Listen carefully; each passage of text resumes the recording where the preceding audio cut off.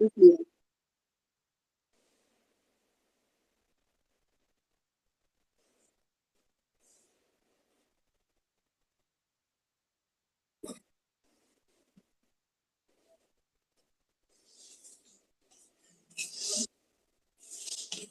चलो हम गए था, लीड हीट लगा ले। 10 मिनट में सर को बुलाऊं फिर, और क्या स्टार्ट करो क्लास। यार पाइथन की है क्लास। नो, सो रहा था मैं। अरे मुझे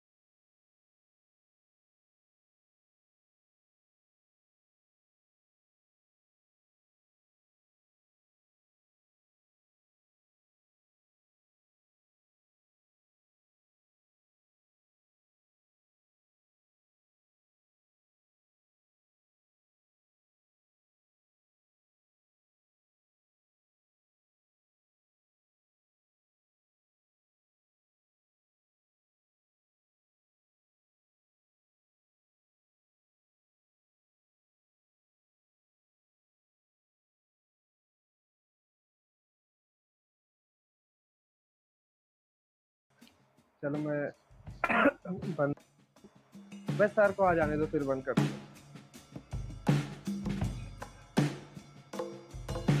बजाओ बजाओ बजाओ, सुनाई नहीं दिया।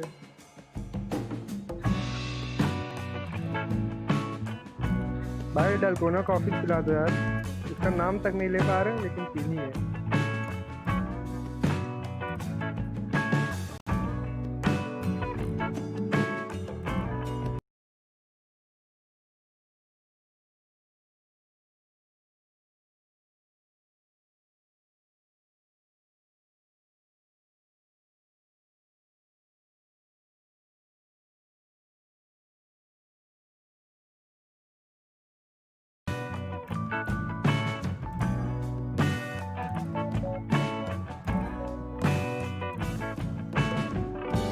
अरे अभी क्विज चालू कर दिए बात है।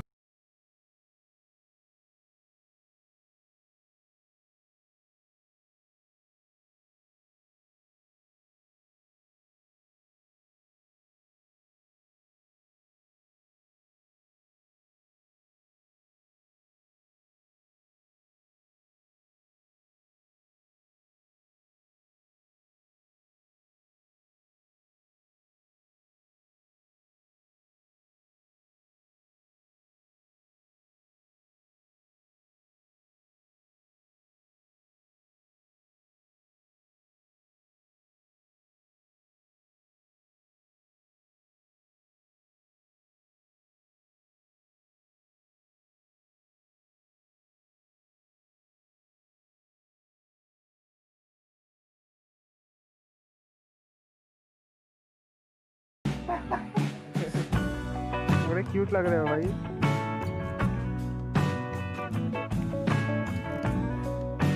भाई इसे हिंदी में कुछ और पढ़ दो यार। हेलो।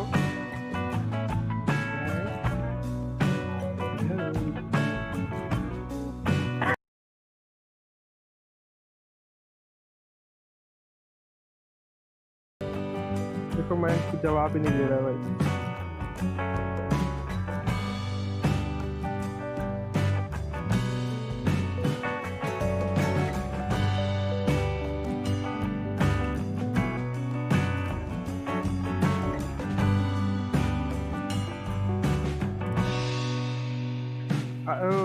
टूटू वालों का भी क्लास है अनुग्रह?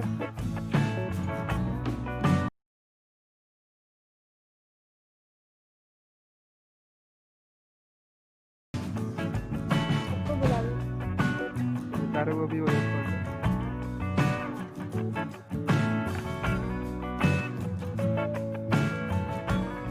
गुड मॉर्निंग बोलेंगे सबको, गुड इवनिंग बोलेंगे, बताओ। गुड मॉर्निंग बोलेंगे। सर को गुड नाइट बोल दो। सर आ जाए एक बार।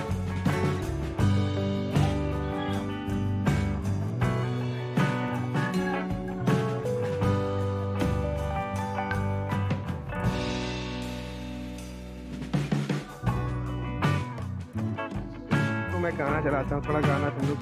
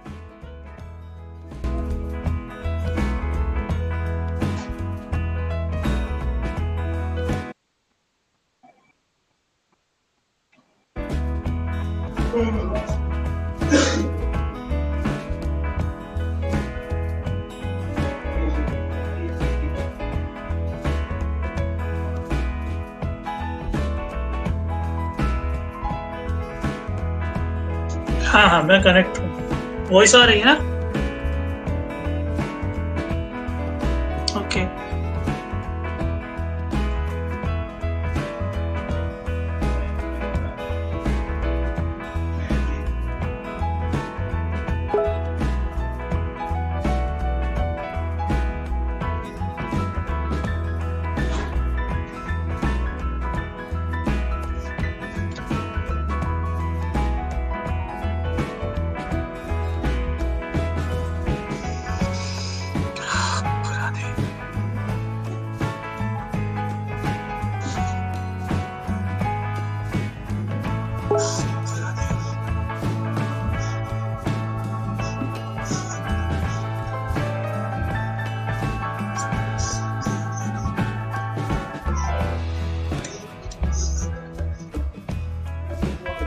Hello, can we start now? Message करो।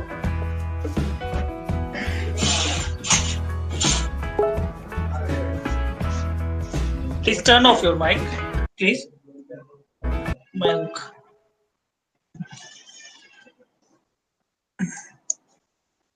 शताक्षी, मयंक, अनुग्रह, मयंक, आशीष मैसेज करो।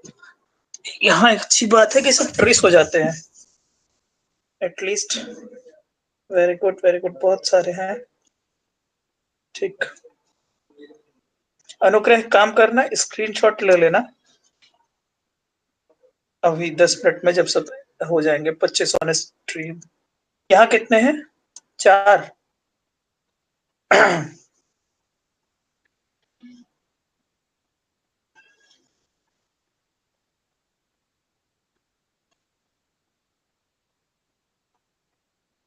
स्टार्ट करें हम लोग।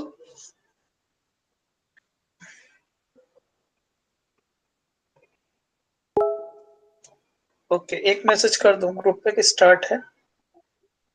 अनुज शुक्ला,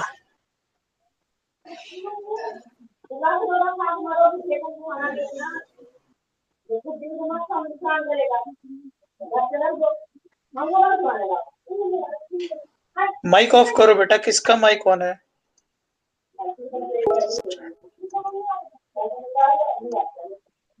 स्वाति माइक ऑफ करो बच्चे। स्वाति माइक ऑफ करो।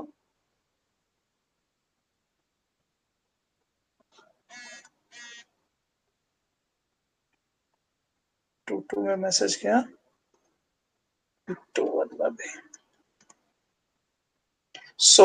कौन सी यूनिट पढ़नी हम लोग को? 4th यूनिट है ना। और 4th यूनिट में आज हम लोग पढ़ेंगे मेमोरी मैनेजमेंट। और मेमोरी मैनेजमेंट में हम लोग स्टार्ट करते हैं। स्ट्रीम पे आ जाए, एक minute. Everything okay? Yes, everything is okay. So I'm going to start now. First of all छोटी छोटी सी 2-4 बातें हैं जो आप लोग सुनते रहिए और समझ में आ जाएगा आप लोग को। फर्स्ट थिंग कि हमको मेमोरी मैनेजमेंट पढ़ना है, तो मेमोरी मैनेजमेंट में जैसा आपको पता है एक सेकेंडरी मेमोरी है, दूसरा प्राइमरी मेमोरी है। मैं अपनी बात फिर से रिपीट करूंगा कि जो भी सोर्सेज आपको बताए हैं प्लीज आप उस पर वॉच करो वीडियो, क्योंकि 2 घंटे की या 2 ऑनलाइन क्लासेस से ये पॉसिबल नहीं कि कंप्लीट ओवरऑल यूनिट हो पाएगी। अगर हम यहाँ मिलते हैं तो हम इसलिए मिलते हैं ताकि हम लोग कुछ डिस्कस कर सके जो आपने अभी तक पढ़ा हुआ है। मेरा मोटिव तो एटलीस्ट इतना है। बाकी आप लोग नहीं पढ़ेंगे और सोचेंगे सब कुछ यही हो जाएगा तो वो पॉसिबल नहीं है। सेकंड यूनिट का रिस्पांस बहुत अच्छा नहीं मिला आप लोगों से। सो चलिए स्टार्ट करते हैं हम लोग।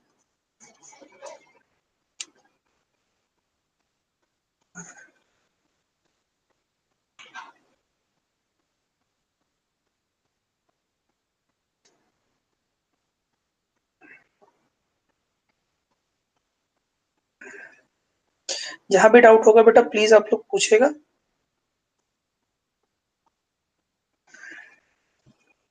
ओके, सो मेमोरी मैनेजमेंट में बेसिकली हम लोग को 2 बात ये समझनी है कि जैसा हम सब लोग को पता है कि कंप्यूटर में 2 तरह की मेमोरी है। एक प्राइमरी मेमोरी है, दूसरी सेकेंडरी मेमोरी है। एक थर्ड टाइप की मेमोरी भी हम लोग सुनते हैं which is cache memory. So basic principle क्या है मेन मेमोरी या मेमोरी मैनेजमेंट का, वो आप समझ लीजिए कि जो भी डेटा होता है बल्क में वो हमारा सेकेंडरी मेमोरी में होता है, ये सबको पता है। सो जब भी उस सेकेंडरी मेमोरी के डेटा को हमें एग्जीक्यूट करना होता है, प्रोसेस करना होता है, तो हमें उसे प्राइमरी मेमोरी में लाना होता है। प्राइमरी मेमोरी में क्यों लाना होता है, ऐसा क्यों होता है, उसके पीछे की वजह ये है कि एक बहुत छोटा सा एग्जांपल समझो आप लोग। जैसे हमारे घर में एक स्टोर रूम होता है और उस स्टोर रूम में बहुत सारे, ऐसा समझो कि कुछ ना कुछ सामान रखा रहता है। जैसे समझ लें आलू रखी रहती है, पोटैटो, ठीक। तो जब भी मम्मी को खाना बनाना होता है तो मम्मी क्या करती है कि एक बास्केट में किचन में बगल में पोटैटो रखती हैं। ऐसा वो क्यों करती हैं?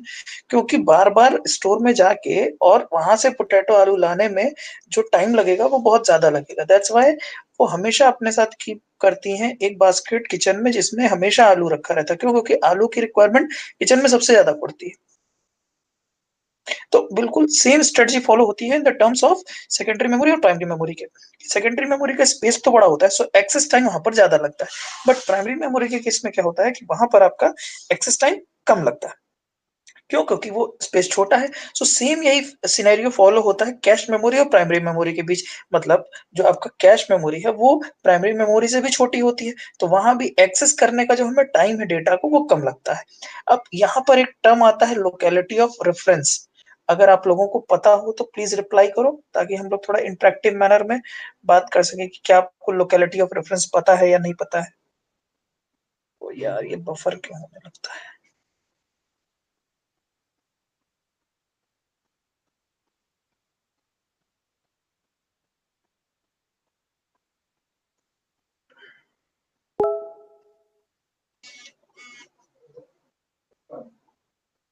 ओके, सूर्या ने रिप्लाई किया है कि लोकेलिटी ऑफ रेफरेंस पढ़ा है बट याद नहीं है।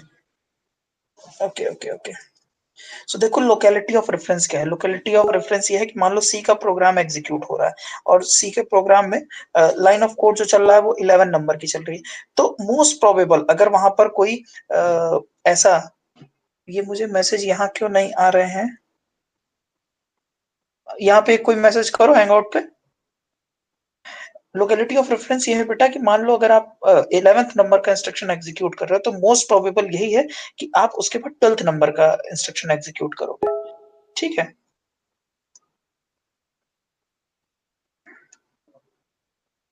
मैसेज क्यों नहीं आ रहे हैं? यहाँ पे रिप्लाई करो।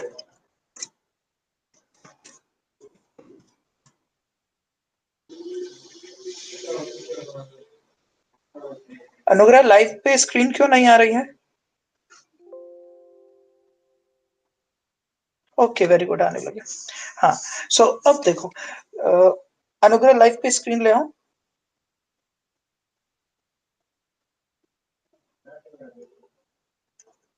सो मैं कह रहा हूँ कि मान लीजिए एक प्रोग्राम आपका एग्जीक्यूट हो रहा है, 10th नंबर का इंस्ट्रक्शन एग्जीक्यूट हो रहा है, तो मोस्ट प्रोबेबल, हाँ बोलो अनुग्रह।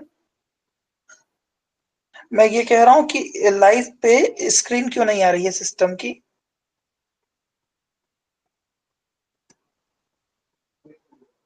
सुने क्या कह रहा हूं मैं?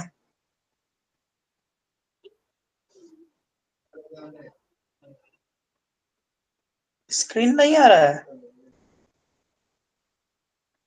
यस मैंने किया है शेयर स्क्रीन पे क्लिक।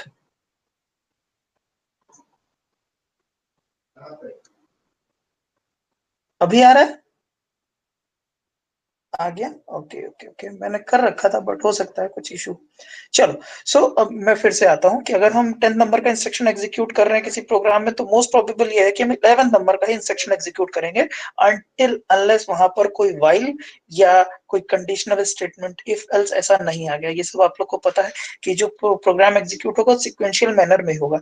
तो हम करते क्या है कि मान लो अगर आपकी मेन मेमोरी सेकेंडरी मेमोरी के कंपैरिजन में छोटी है या मेन मेमोरी से भी छोटा है आपका कैश मेमोरी, तो हम करते क्या है कि अगर हमें एक प्रोग्राम में चौथी लाइन एग्जीक्यूट करनी है तो हम चौथी लाइन को लाने के साथ साथ उसके साथ पांचवी, छठवीं, तीसरी और दूसरी लाइन भी लेते हैं। क्यों? क्योंकि मोस्ट प्रोबेबल कंडीशन यही है कि जो आपका प्रोग्राम एग्जीक्यूट करेगा तो जो नेक्स्ट इंस्ट्रक्शन की डिमांड करेगा वो उसके आसपास के ही इंस्ट्रक्शन में से कोई ना कोई इंस्ट्रक्शन उसको चाहिए होगा। क्या मेरी बात आपको समझ में आई? तो इसी को हम बोलते हैं स्पेशल लोकेलिटी ऑफ रेफरेंस, मतलब कि जिस पर्टिकुलर पोजीशन पर प्रोग्राम एग्जीक्यूट कर रहा है, प्रोबेबिलिटी सबसे ज्यादा इस बात की है कि नेक्स्ट इंस्ट्रक्शन भी वो उसके बाद वाला ही एग्जीक्यूट करेगा। तो इस तरह हम करते क्या है कि मान लो सेकेंडरी मेमोरी में भी एक बहुत बड़ा प्रोग्राम है, उसको आपको प्राइमरी मेमोरी में लाना है, तो जिस पर्टिकुलर इंस्ट्रक्शन को आप एग्जीक्यूट कर रहे हैं उसके अगल बगल के 3-4 इंस्ट्रक्शन और ले आएंगे। और जब उससे भी छोटी मेमोरी में हम मूव कर रहे हैं, कैश मेमोरी में, तो जिस पर्टिकुलर इंस्ट्रक्शन को आपको एग्जीक्यूट करना है उसके साथ के 3-4 इंस्ट्रक्शन को अपने साथ आप कैश मेमोरी में लाएंगे। सो होता क्या है कि अगर मान लीजिए 11th नंबर का इंस्ट्रक्शन एग्जीक्यूट हो रहा है, तो फिर से अगर सीपीयू डिमांड करता है तो मोस्ट प्रोबेबल यही है कि वो 11th नंबर के बाद 12th नंबर के इंस्ट्रक्शन को एग्जीक्यूट करना चाहेगा। तो अगर आप अपनी कैश मेमोरी में उस पर्टिकुलर को लेते आते हैं इंस्ट्रक्शन को, तो कैश मेमोरी में फेच करना ज्यादा इजी है, क्योंकि वो आपका जो उसका साइज है वो छोटा है। तो बिल्कुल इसी कंसेप्ट पे ही आगे काम होता है। तो आपको क्या लोकेलिटी ऑफ रेफरेंस की बात थोड़ी बहुत समझ में आई? प्लीज रिप्लाई करिए, प्लीज रिप्लाई। मयंगौर, सूर्या, रिप्लाई करो बेटा, यहाँ पे भी करो, लाइव पे भी रिप्लाई करो। किसी को डाउट हो तो प्लीज पूछिए। अच्छा कि मेरोत्रा से आज आप पहले आ गए हैं फर्स्ट सेशन में। यशिका, हाँ रिप्लाई करते रहो बेटा, लाइव पे भी करो जो लोग हैं।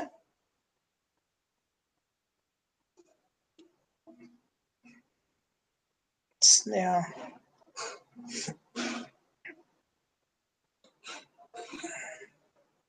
इस पे कमेंट देर में आ रहा है, फोन पे पहले आ रहा है। चलो ठीक है। सो अब एक हमें बात समझ में आ गई कि अगर हम मेमोरीज को, मतलब सेकेंडरी मेमोरी से बात प्राइमरी मेमोरी, और प्राइमरी मेमोरी के बाद कैश मेमोरी लाने का कंसेप्ट क्या है, क्योंकि हम साइज को डिक्रीज करते हैं और लोकेलिटी ऑफ रेफरेंस का ध्यान रखते हैं।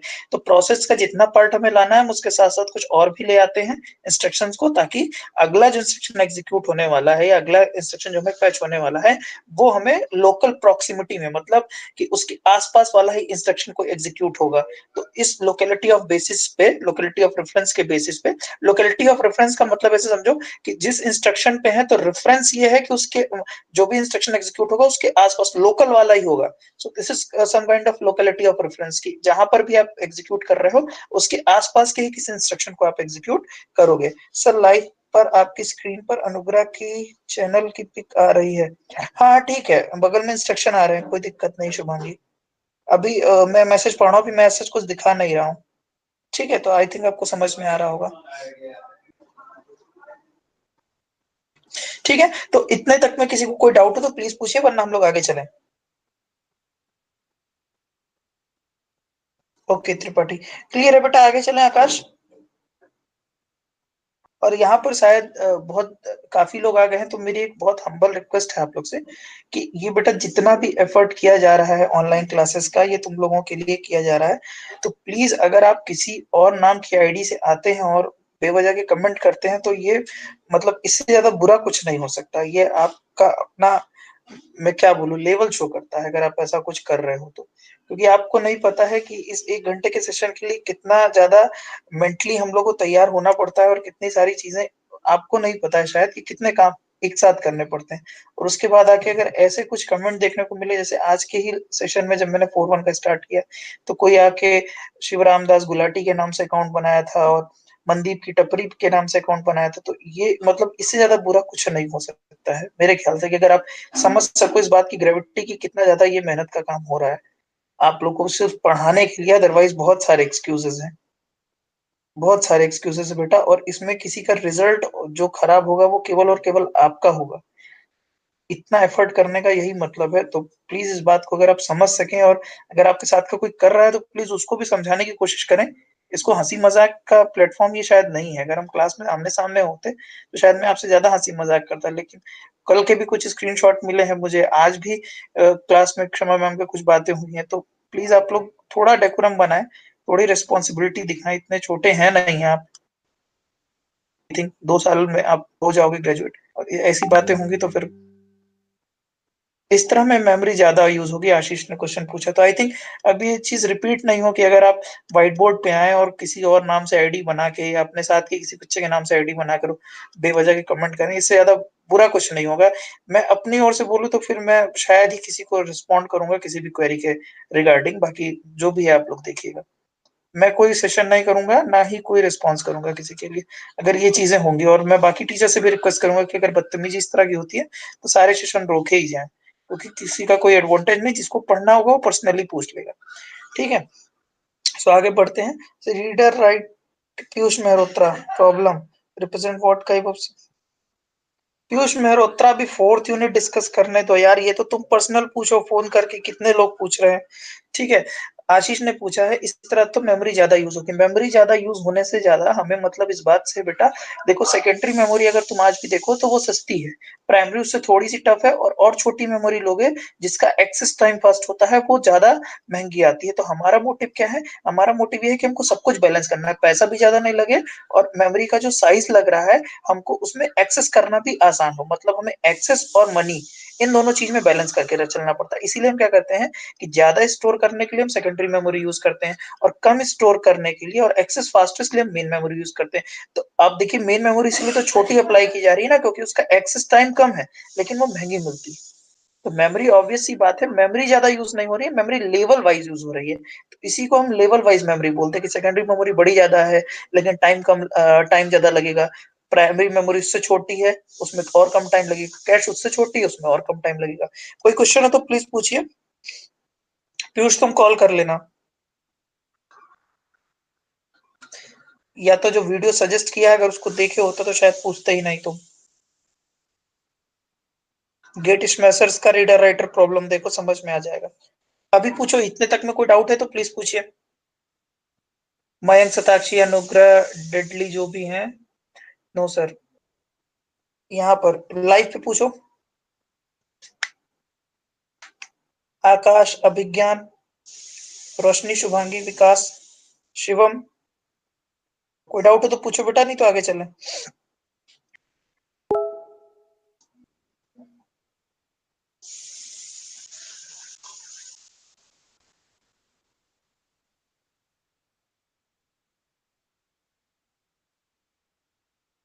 अब मोस्ट इंपॉर्टेंट बात समझो, मैं इसको इस तरीके से पढ़ाने की कोशिश कर रहा हूँ यूनिट को, कि जिससे आपको यूनिट का एक जीस्ट समझ में आए, ताकि आप उस बेसिस पे आगे बढ़ सके। मुझे पता है कि जो नोट्स प्रोवाइडेड है उसमें थोड़ा सा अलग है, पहले एब्सोल्यूट कोड और रिलोकेटेबल कोड और ये सारी बातें लिखी हुई, लेकिन मैं आपको यूनिट का जीस्ट समझाना चाह रहा हूँ, तो इसलिए वो मैं बता रहा हूँ। तो देखो अब होता क्या है कि सीपीयू इंस्ट्रक्शन को एग्जीक्यूट करता है, तो सीपीयू जब भी इंस्ट्रक्शन को एग्जीक्यूट करता है तो वो जो एड्रेस सीपीयू जनरेट करता है, जो एड्रेस सीपीयू जनरेट करता है, बेटा मेरी बात बहुत ध्यान से सुनिएगा, जो एड्रेस सीपीयू जनरेट करता है वो हमेशा एक लॉजिकल एड्रेस जनरेट करता है। कौन सा एड्रेस जनरेट करता है? लॉजिकल एड्रेस जनरेट करता है। सीपीयू जो भी एड्रेस जनरेट करता है वो लॉजिकल एड्रेस जनरेट करता है। सर कोई कंडीशन आएगी तो लोकेलिटी ऑफ रेफरेंस कैसे फॉलो होगा? सौरभ दास ने क्वेश्चन पूछा है। सौरभ देखो, हम क्या बात करते हैं ना, हम सिंपल केस लेके चलते हैं कि मान लो 10 के बाद 11 आए, अब कोई वॉइल लूप मतलब इफ की कंडीशन आ गई या गो टू स्टेटमेंट आ गया, या इस तरह का कोई केस हो गया जहां पर अभी प्रोग्राम 10वीं लाइन एग्जीक्यूट कर रहा है और अगली लाइन जो एग्जीक्यूट करनी पड़ेगी उसको 200वीं लाइन एग्जीक्यूट करनी पड़ेगी या 518 लाइन, तो वो तो एक स्पेशल केस हो गया ना। मोस्ट प्रोबेबल हम लोग क्या करते हैं कि हाँ, अगर खाना खाएं तो उसके बाद सोएंगे, सो के उठे हैं तो फ्रेश होंगे, तो मतलब मोस्ट प्रोबेबल का केस तो यही है। अब जब तक कि कोई बहुत ऐसी बात ना हो जाए, जैसे आज हो गया है तो कोरोना की वजह से हम लोग घर हैं, अदरवाइज एक रूटीन फॉलो होता कि हाँ यहाँ है, फिर कॉलेज जाएंगे, फिर कॉलेज से घर आएंगे। तो हम बात कर रहे हैं बेसिक रूटीन की, उस रूटीन में लोकेलिटी ऑफ रेफरेंस फॉलो होता है, अदरवाइज स्पेशल केस आ गया फिर तो बात ही अलग है। फिर अगला सेट ऑफ इंस्ट्रक्शन आएगा उसके करस्पॉन्डिंगली, मान लो वाइल गोटू ने कॉल कर लिया 218 वाली लाइन को, तो अब 218, 219, 220 सबको बुला लो, क्योंकि अगला प्रोबेबिलिटी ये है कि उसी में से कोई लाइन एग्जीक्यूट होगी। आई थिंक सौरभ समझ में आ गया होगा।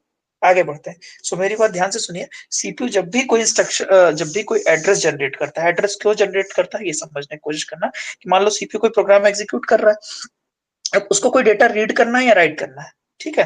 तो उस केस में ऑब्वियस सी बात है, या इंस्ट्रक्शन को ही रीड करना है, प्रोग्राम के इंस्ट्रक्शन को ही रीड करना है, तो प्रोग्राम का इंस्ट्रक्शन कहाँ होता है? मेमोरी में होता है। अब मेमोरी में से जब उसको इंस्ट्रक्शन रीड करना है तो उस मेमोरी का एड्रेस उसको पता होना चाहिए।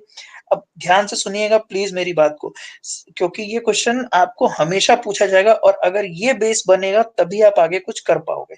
मैं फिर से बोल रहा हूँ, बहुत ध्यान से सुनना। सीपीयू हमेशा जो एड्रेस जनरेट करता है वो लॉजिकल एड्रेस जनरेट करता है, या जिसको वर्चुअल एड्रेस बोलते हैं।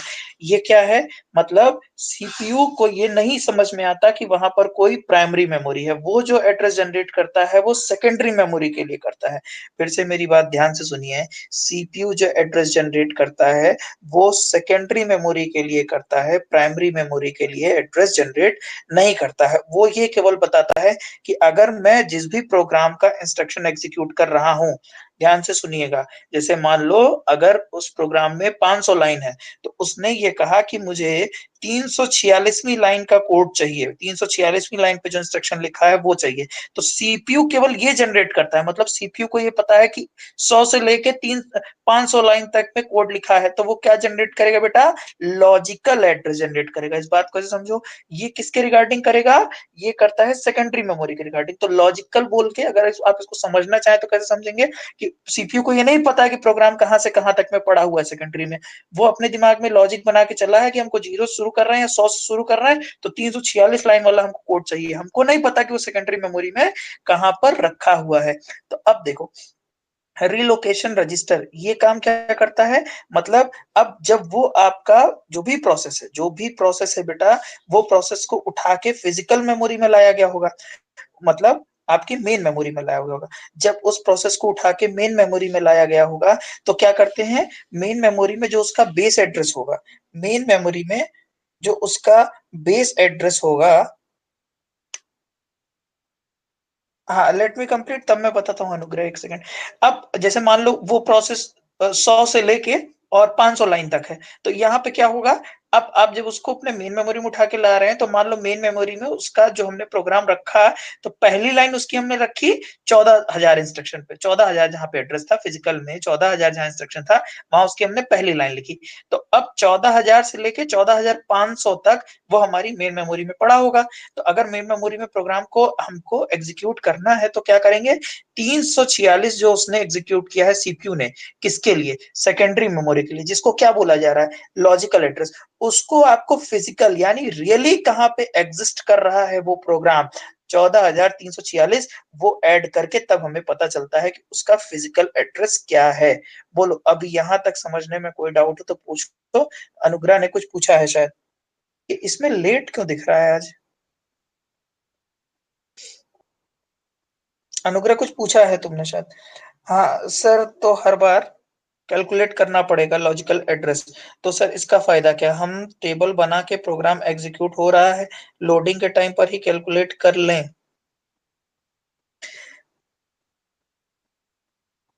हम क्या बोल रहे हैं आपसे कि प्रोग्राम को अगर एग्जीक्यूट होना है तो प्राइमरी मेमोरी में आना होगा। फिर से ध्यान से सुनो, तो जो सीपीयू एग्जीक्यूट करता है वो केवल लॉजिकल एड्रेस जनरेट करता है। लॉजिकल एड्रेस जनरेट करने का क्या मतलब, कि उसको नहीं पता है कि तुम्हारे प्रोग्राम में एक्चुअल में सेकेंडरी मेमोरी में डेटा कहाँ रखा है, वो बस ये समझ रहा है कि हम 0 से शुरू हुए एक प्रोसेस और हम मान लो 500 तक इंस्ट्रक्शन तक है, मतलब मेरे अंदर उस प्रोग्राम के अंदर उस प्रोसेस के अंदर 500 लाइनें लिखी हुई हैं। तो उसने कहा पहले मैंने 0 लाइन इंस्ट्रक्शन एग्जीक्यूट की, फिर 1 2 3 4 मान लो, फिर इफ कंडीशन आ गई, अब उसको 346 लाइन कोड एग्जीक्यूट करना है। तो आप तो पूरे का पूरा प्रोसेस कहां से, मैंने आपसे पहले कहा कि सेकेंडरी मेमोरी से उठा के आप कहां लेते आए हो, प्राइमरी मेमोरी में। तो प्राइमरी मेमोरी में आपने जहां पे भी प्रोग्राम रखा है उसका बेस एड्रेस, मतलब बेस एड्रेस का मतलब समझिएगा, ये जो रीलोकेशन रजिस्टर लिखा है इस बात का क्या मतलब है, इस बात का ही मतलब है कि रिलोकेट किया गया है सेकेंडरी मेमोरी से, उस प्रोसेस को उठा के आप ले आए हैं प्राइमरी मेमोरी में, तो आपने उसको रिलोकेट किया। तो रिलोकेट रजिस्टर का मतलब ये है कि उस जब आपने उसको प्राइमरी मेमोरी में लाया तो जो पहला इंस्ट्रक्शन रखा है उसका एड्रेस क्या है, तो आपने कहा उसका एड्रेस है 14,000, तो अब प्राइमरी मेमोरी में जो उसका 346वें नंबर का इंस्ट्रक्शन होगा वो कहाँ होगा, 14,346। तो रिलोकेशन रजिस्टर की जरूरत एक बार पड़ेगी, हर बार जब भी सीपीयू इंस्ट्रक्शन को एग्जीक्यूट करना स्टार्ट करेगा तो उसमें हम 14,000 ऐड कर करके हम बता देंगे कि कौन से नंबर को, तो एग्जैक्टली मेन मेमोरी पर हम पहुंच पाएंगे कि मेन मेमोरी में वो प्रोग्राम कहां पर रखा हुआ है। ठीक है, चलो अभी और पूछो, अगर किसी को डाउट है तो लाइव वाले पूछो। नहीं आशीष, सीपीयू वो एड्रेस जनरेट करता है जो सेकेंडरी मेमोरी में होता है, जो प्राइमरी में होता है वो नहीं जनरेट करता। सीपीयू वो इंस्ट्रक्शन जनरेट करता है जो सेकेंडरी में होता है। अब हम क्या करते हैं, जब प्रोसेस को उठा के प्राइमरी में ले आए हैं, तो प्राइमरी के बेस एड्रेस से प्राइमरी में जब वो आ गया, तो प्राइमरी में जहां उसका पहला इंस्ट्रक्शन रखा हुआ है वो उसका बेस एड्रेस होगा, तो वहां से उतना एड्रेस ऐड कर देंगे तो हम करंट वाली लाइन पे आ जाएंगे। बोलो भाई समझ में आया या नहीं, लाइव पे बताइए।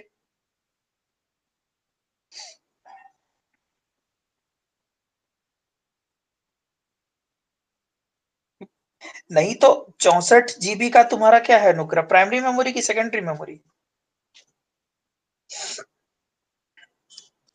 64 GB का अगर तुम्हारा प्राइमरी है, तुमने रिलोकेशन रजिस्टर की वैल्यू अगर सीधे 14,000 बता दी तो सीधे 14,000 से शुरू करेगा और 14,000 के बाद 346 पे चला जाएगा, तो टाइम कहाँ लग रहा है इतना। सोचो अगर प्राइमरी 64 है तो सेकेंडरी कितनी होगी, सेकेंडरी तो और ज्यादा होगी, तो वहां एक्सेस करने में तो और टाइम लगेगा। इसने यहाँ क्या बताएं, बताओ बेटा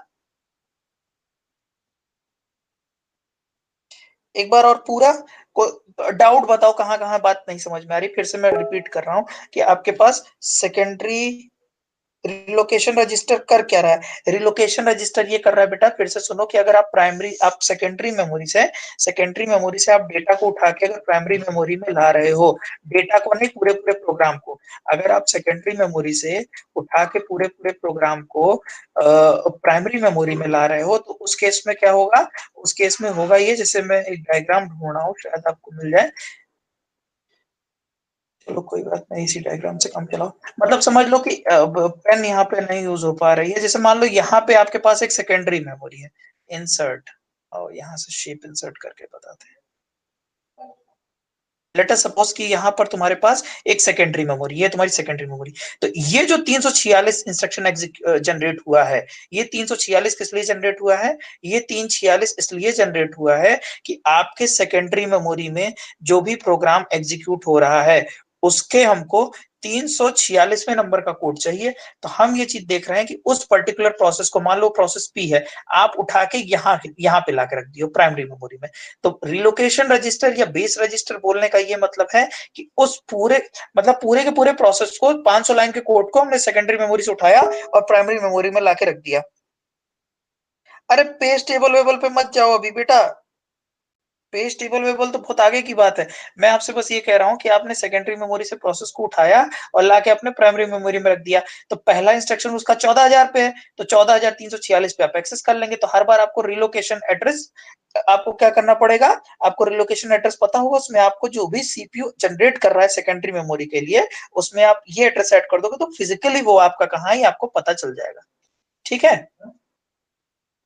जैसे समझो ये आपका, देखो ये है आपका, ये जो पोजीशन है, ये वाली पोजीशन, ये है आपकी 14,000 पोजीशन। तो और यहां से समझ लो 14,500, इतने में ये पूरा प्रोग्राम यहाँ से प्रोसेस उठा के 14,000 से 14,500 तक हम लेते आए हैं, तो 14,346 यहीं कहीं होगा। फिर अगली बार एग्जीक्यूट करेगा, मान लो 4,499, तो क्या होगा, 14,499 पे आ जाएगा। तो ये जो सीपीयू जनरेट करता है बेटा, वो कौन सा एड्रेस जनरेट करता है, कि तुम्हारे लॉजिकली वो तुम्हारे सेकेंडरी मेमोरी में किस पोजीशन पे है, और मतलब जहां से एग्जीक्यूट कर रहा हो उसके करस्पॉन्डिंगली 346 पे है या 400 पे है या 216 पे है, जहां पे भी बोला, तो आप उस प्रोग्राम को कहीं ना कहीं मेन मेमोरी में लाए होगे, उसमें उसका कुछ ना कुछ बेस एड्रेस होगा जिसको तुम रिलोकेशन रजिस्टर बोला, उसमें तुम वैल्यू ऐड कर दोगे तो तुम उस पर्टिकुलर एड्रेस तक या पर्टिकुलर इंफॉर्मेशन तक पहुंच जाओगे। चलो पूछो, मुझे लग रहा है बहुत क्वेश्चन आ गया होगा दिमाग में, स्टार्ट करो। स्वाति पूछो बेटा, क्या पूछ रहा हूँ। यस जुम्मा, आप सही कह रहे हो, लॉजिकल एड्रेस जनरेट करता है सीपीयू, जो कि आपका मेमोरी मैनेजमेंट यूनिट, मतलब जो ये हम प्लस कर रहे हैं ना, तो इसको एमएमयू लिखा हुआ है, तो एक उसमें बीच में एमएमयू का टास्क है जो क्या कर रहा है, उस लॉजिकल एड्रेस को फिजिकल एड्रेस में कन्वर्ट करने का काम कर रहा है।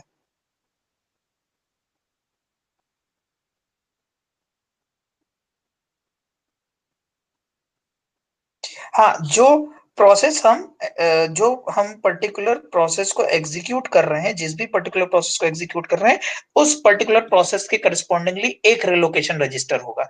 अगला मान लो उसी समय प्रोसेस P2 आता है और वो यहां रख गया, तो उसका रिलोकेशन रजिस्टर क्या होगा, जहां पे उसका पहला इंस्ट्रक्शन पड़ा हुआ है। ये हम तब की बात कर रहे हैं जब हम पूरे पूरे प्रोसेस को सेकेंडरी मेमोरी से उठा के प्राइमरी मेमोरी में ले आ रहे हैं। अभी उस प्रोसेस को हम तोड़ वोड़ नहीं रहे, बस हमने उठाया पूरे के पूरे प्रोसेस को और सेकेंडरी मेमोरी से उठा के कहां लेते हैं, प्राइमरी मेमोरी में। तो मान लो ये प्रोसेस P1 के लिए, इसी तरह यहाँ पे समझ लो प्रोसेस P2 के लिए, एक तुमने उठाया और यहाँ पे लेते आए। तो अब P2 के लिए मान लो कि P2 का जो लेंथ है प्रोग्राम का 100 लाइन का कोड है और उसका रिलोकेशन रजिस्टर है मान लो 1100। तो जब भी ये जनरेट करेगा मान लो 9, तो क्या हो जाएगा 1109 लाइन का कोड। बस इतनी सी बात है। आई थिंक समझ में आई होगी बात।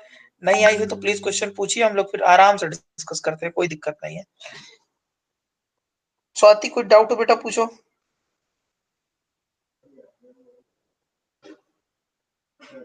नहीं स्नेहा, बेस रजिस्टर 14,000 होना जरूरी नहीं है, वो एक एग्जांपल है।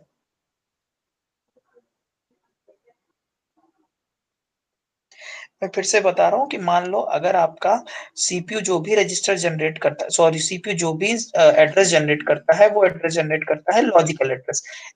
आपकी मेमोरी मैनेजमेंट यूनिट क्या करती है, उस लॉजिकल एड्रेस में base address of program add कर देती है, तो हमें मिल जाता है फिजिकल एड्रेस कि वाकई हमारी मेन मेमोरी में वो किस जगह पर प्रोग्राम मौजूद है। रिलोकेशन रजिस्टर मेनली ये कर रहा है कि अगर तुमने, जैसे मान लो तुम्हारा जो प्राइमरी मेमोरी है वो 0 से लेके 65,536 तक है, मतलब ये हो गया तुम्हारा लगभग 64 KB MB, 64 MB हो गया 0 से लेके ऐसे ही मैं बता रहा हूँ कि मान लो प्राइमरी मेमोरी की साइज है 0 से लेके 65,000 समथिंग तक। तो अब रिलोकेशन रजिस्टर क्या कर रहा है कि 0 से लेके 65,000 समथिंग में ये तुम्हारा पर्टिकुलर जो प्रोसेस आया है वो 14,000 से शुरू हो रहा है और 14,500 तक है, ये बात बता रहा है बस।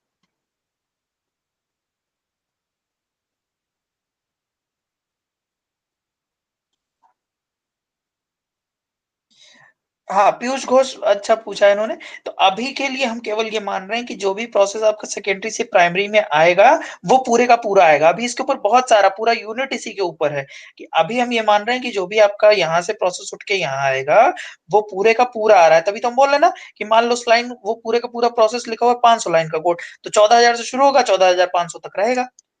ठीक है Shubhangi Soni, very good. Logical address plus base address equals to physical address. बहुत अच्छे, बहुत अच्छा समझा इन्होंने, good. Dev Gupta, logical network, network की बात कहां जा गई, एड्रेस कर रहे हैं हम।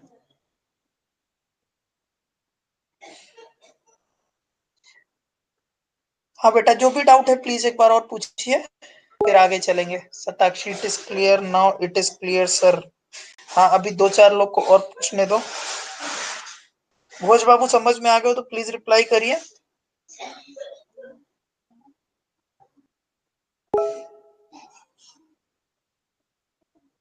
सर अगर प्रोसेस सेकेंडरी से प्राइमरी में आया तो पहले रिलोकेशन रजिस्टर में वैल्यू स्टोर होगी। हाँ आपको बताना पड़ेगा। देखो बस एक एक कंसेप्ट है।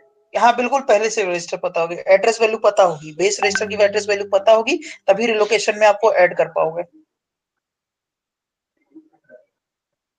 अनुग्रह एक लाइन में लिख के पूछो सर, जैसे प्रोसेस स्वैपिंग होता था होगा वो होगा। एक लाइन में लिख के पूछो क्या पूछ रहे हो। हाँ यही मैं सूर्या गुप्ता आपको बार बार क्लियर करने की कोशिश कर रहा हूँ, फिर से सुन लो। सीपीयू जो रजिस्टर जनरेट करता है वो लॉजिकल एड्रेस होता है जो सेकेंडरी मेमोरी के लिए जनरेट करता है। जब उसमें MMU memory management unit base register को ऐड कर देती है तो वो हमारा बन जाता है physical address. Physical address main memory के लिए होता है, I am repeating, physical address main memory के लिए होता है, लॉजिकल एड्रेस सेकेंडरी मेमोरी के लिए होता है। रट लो इस लाइन को कि लॉजिकल सीपीयू जनरेट करता है लॉजिकल एड्रेस को, मेमोरी मैनेजमेंट यूनिट उसमें जब रिलोकेशन एड्रेस की रजिस्टर की वैल्यू ऐड कर देगा तो हमें फिजिकल एड्रेस मिलेगा, और फिजिकल एड्रेस होता है मेन मेमोरी में। सीपीयू लॉजिकल एड्रेस जनरेट करता है, सेकेंडरी मेमोरी का होता है, उसमें एमएमयू ऐड कर देता है बेस रजिस्टर को, तो हमें मिलता है वो फिजिकल एड्रेस है जो कि हमारी अपनी मेन मेमोरी पे होता है। क्योंकि प्रोग्राम मेन मेमोरी से एग्जीक्यूट होना है।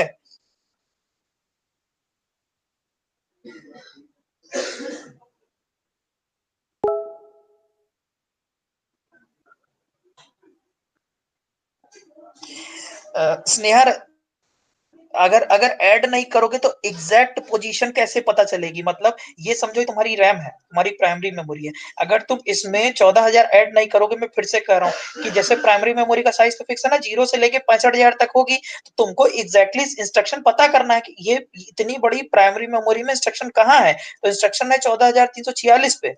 ये तभी तो पता चलेगा जब 14,000 ऐड करोगे ना, 340 तो यही है। तो अरे भाई, जैसे एक पूरा पेज तुम समझो इसको, एक ये पेज है, कोई कॉपी का पेज है, तो कॉपी का पेज यहाँ से उठाए और यहाँ लाके रख दिए, तो क्या करोगे, कहाँ से पेज रखे हो, कहाँ तक रखे हो, तो 346 नंबर के पेज चाहिए। तो अगर 1000 के एड्रेस से रखे हो तो 1346 पे चाहिए। बट जब सेकेंडरी मेमोरी में भी तो फिक्स्ड स्पॉट ही होता है, तो लॉजिकल क्या लिखा है इसमें,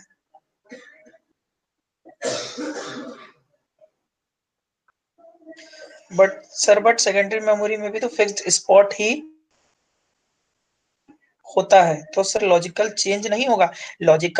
बेटा पूरा का पूरा प्रोग्राम उठा के ऐसे समझो, कॉपी के 4 पेज हैं, चलो तुम लोग अब ऐसे समझोगे, कॉपी के 4 पेज हैं, आप समझिए, मैं मान ले रहा हूँ 5 पेज है, तो वो 5 पेज तुम यहाँ से उठा के, ये 5 पेज यहाँ थे, वो 5 पेज उठा के तुम प्राइमरी मेमोरी में ले आए। प्राइमरी मेमोरी में क्यों ले आए? कि सीपीयू जो भी इंस्ट्रक्शन एग्जीक्यूट करता है वो मेन मेमोरी वाला ही इंस्ट्रक्शन एग्जीक्यूट करता है। तो तुम बताओगे ना, तुम किसी और कॉपी में अगर रख रहे हो तो तुम बोलोगे देखो पेज नंबर 36 के आगे वो 5 पेज रखे हैं। तो अब तुम यहाँ से सीपीयू से बोल रहे हो कि हमको तीसरे नंबर का पेज चाहिए, तो हम क्या करेंगे, 36 के आगे 3 ऐड कर देंगे तो 39 पे पहुंच जाएंगे, मतलब हमको 39वीं वाली पोजीशन का पेज चाहिए, बस इतनी सी बात है। हाँ, हर occurrence, every occurrence whenever the program is called.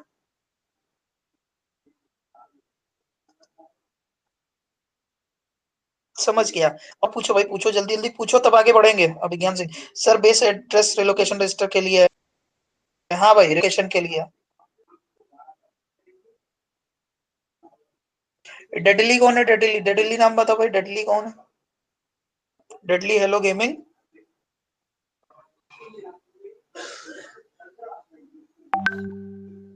हाँ भाई, सौरभ दास जी सही हैं आप, बेस एड्रेस लोकेशन रजिस्टर ही बताता है, वेरी गुड। ऋतिक, अच्छा, त्रिपाठी जी, ठीक ठीक। चले भाई आगे चले, आशीष जी कुछ पूछिए। I am waiting for the questions, please ask.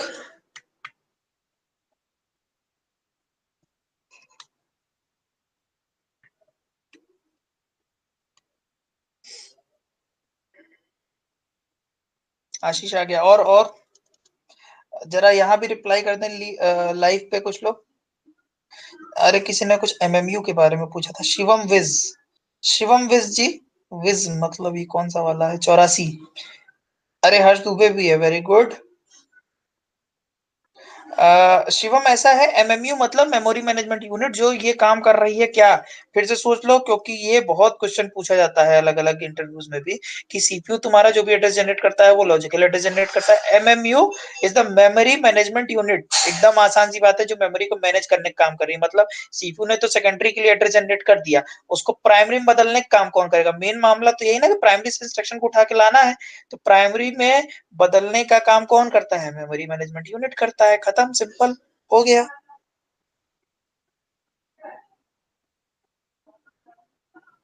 Eighty five, Shivam Singh, okay, very good. Anjani Kant भी आ गए हैं। कोई डाउट हो तो प्लीज पूछिए। जुम्मा कुछ पूछना है? अमन सिंह कुछ पूछना है बेटा?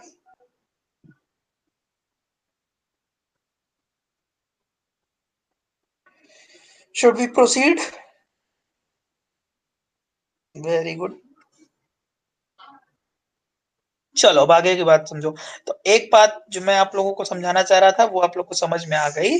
क्या आ गई? कि जो भी आपका सीपीयू जनरेट करता है वो आपका लॉजिकल एड्रेस जनरेट करता है, तो लॉजिकल है तो उसको वर्चुअल भी बोल सकते हैं। क्यों? क्योंकि जो दूसरा वाला आपका मेन मेमोरी का हो रहा है उसको आप क्या बोलते हो? Physical address. अब देखो कितना आसान है, ये मैंने असाइनमेंट में क्वेश्चन भी पूछा था कि लॉजिकल एड्रेस स्पेस क्या है। तो जितना भी लॉजिकल एड्रेस है उन सब के कलेक्शन को तुम क्या बोलते हो? Logical address space. मतलब इसको इस तरह से भी समझ सकते हो कि जितनी बड़ी सेकेंडरी मेमोरी है वो सारी क्या है तुम्हारी? Logical address space. और फिजिकल एड्रेस स्पेस क्या है? जितना तुम्हारा फिजिकल एड्रेस का सेट है, is a set of all physical address generated by program is physical address space. और लॉजिकल एड्रेस स्पेस का सारा कलेक्शन क्या कहलाता है? Logical address space. बोलिए भाई समझ में आया या नहीं आया?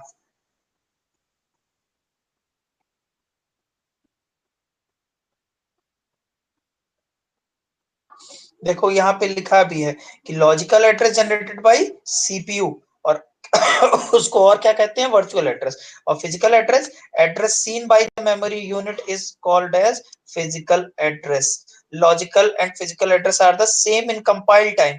ये कंपाइल टाइम लोड टाइम वाली सब कहानी हम बता देंगे, बस इतना समझो अभी। सेकेंडरी के लिए जब वो जनरेट किया गया तो वो तुम्हारा लॉजिकल एड्रेस था, उसको प्राइमरी में कहाँ पे आया वो पता करने के लिए हमने एमएमयू से कहा कि तुम इसमें बेस एड्रेस जो लोकेशन रजिस्टर में वैल्यू पड़ी उसको ऐड कर दो, तुमको फिजिकल वाली वैल्यू मिल जाएगी। ठीक है, ओके ओके कोई। नाउ अब देखो एक ये डायग्राम है, और ये डायग्राम हमने डिस्कस तुम लोगों से करने की कोशिश की थी। देखो क्या है, तुम लोग को याद होगा जब हम एक बात पढ़ाते थे बार बार, तो हम कहते थे वीएलसी मीडिया प्लेयर का एक गाना दूसरे में नहीं घुस जाता है ना? याद है? और उसको हमने कहा था कि प्रोटेक्शन ऑफ प्रोसेस, जब हम तुम लोग को पढ़ा रहे थे ऑपरेटिंग सिस्टम के फंक्शन, तो हमने कहा कि जो तुम्हारा प्रोसेस है वो आपस में, जैसे ये देखो प्रोसेस 1 प्रोसेस 2 प्रोसेस 3, ये तीन प्रोसेस हैं बेटा, बहुत ध्यान से देखिएगा। Process 1 process 2 process 3। तो हमने कहा कि कोई भी जो प्रोसेस होता है वो दूसरे में नहीं घुसता है। वीएलसी मीडिया प्लेयर का एक गाना चल रहा है, दूसरा गाना चल रहा है, लेकिन ये गाना यहाँ नहीं चल जाएगा, ये गाना यहाँ नहीं चल जाएगा। ऐसा कैसे होता है? देखो, अब इन्होंने कहा कि मान लो आशीष सिंह ने कुछ पूछा है।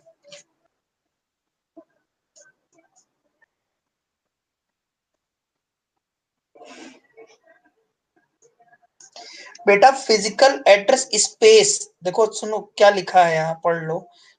तुमने पढ़ा नहीं लग रहा है। हमने बोला कि फिजिकल एड्रेस स्पेस और लॉजिकल एड्रेस स्पेस क्या है?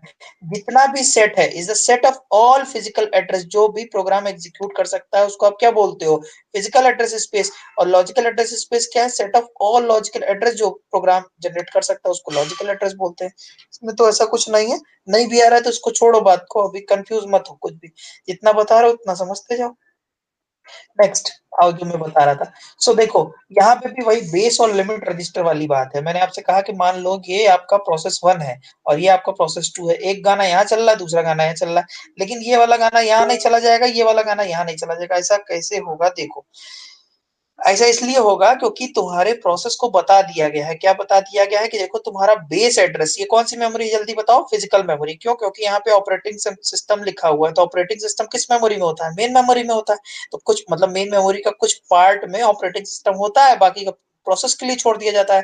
जल्दी से देखो, बहुत बहुत सुंदर है ये, आपको समझ में आ जाएगी बात। तो जब भी इस प्रोसेस के करस्पॉन्डिंगली कोई इंस्ट्रक्शन एग्जीक्यूट हो रहा है, बेटा ध्यान से देखेंगे सब लोग, इस प्रोसेस के करस्पॉन्डिंगली कोई भी एड्रेस एग्जीक्यूट हो रहा है, तो इसका बेस क्या है? इसका बेस है 30040।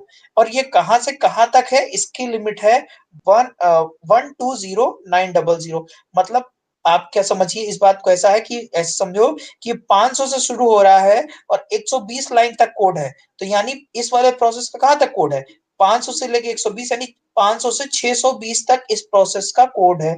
बोलिए भाई क्लियर है या नहीं क्लियर है बात? मतलब अगर 620 के बाहर का कोई इंस्ट्रक्शन इस प्रोग्राम के करस्पॉन्डिंगली एग्जीक्यूट हुआ, तो मतलब हम इस प्रोग्राम को नहीं, इस प्रोग्राम को एग्जीक्यूट करने लगे। बोलो भाई क्लियर है या नहीं क्लियर है? एक दूसरा को ओवरराइड नहीं करेगा दोनों प्रोसेस। वेरी गुड, हाँ वही बात है।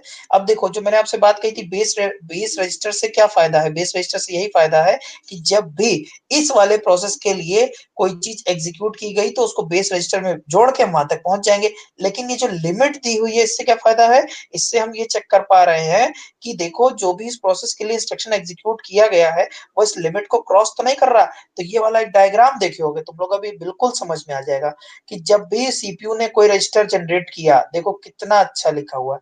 तो बेस रजिस्टर से वो वैल्यू क्या होनी चाहिए? हमेशा ज्यादा होनी चाहिए। ये जो एड्रेस जनरेट किया गया मतलब कन्वर्ट करने के बाद वो क्या होना चाहिए, बेस रजिस्टर से हमेशा ज्यादा होना चाहिए। कैसे ज्यादा होना चाहिए खुद समझो, अगर 3000 मतलब 500 से शुरू हो रहा है तो अगला इंस्ट्रक्शन 501, 502, 503 या 500 होना चाहिए, बराबर होना चाहिए, बड़ा होना चाहिए।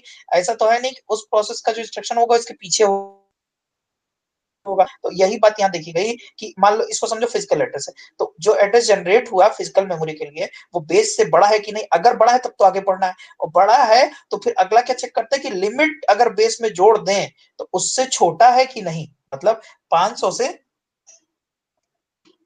सर अगर चाहते तो दूसरा प्रोग्राम दूसरा एड्रेस का डेटा रीड तो कर सकते हैं या नहीं, राइट नहीं कर सकता बट रीड भी तो ना करे, इसका क्या जुगाड़ है सर?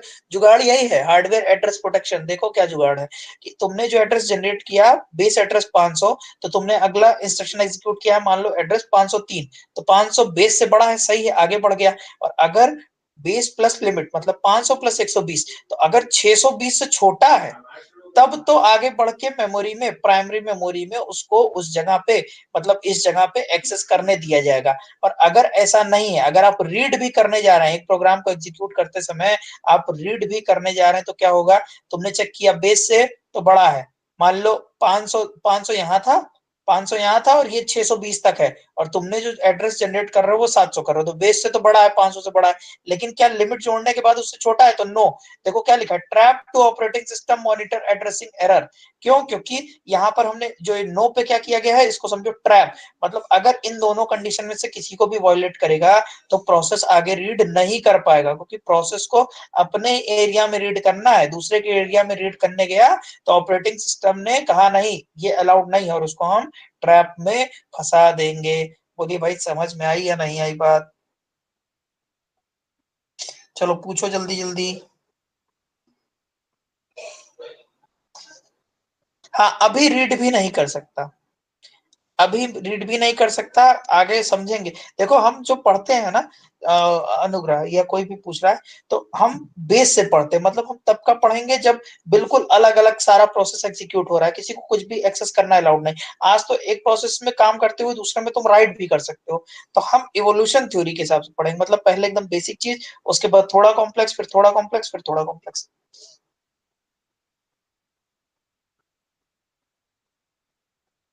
सर अगर चाहे कि एक प्रोसेस दूसरे के स्पेस को एक्सेस करना चाहे तो कर सकता है ना, अभी तो हम ये चीज मना कर रहे हैं कि एक्सेस कर नहीं सकता, बिल्कुल नहीं कर सकता।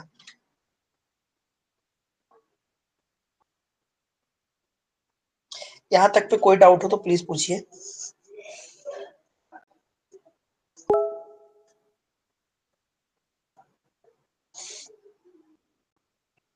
नहीं है डाउट?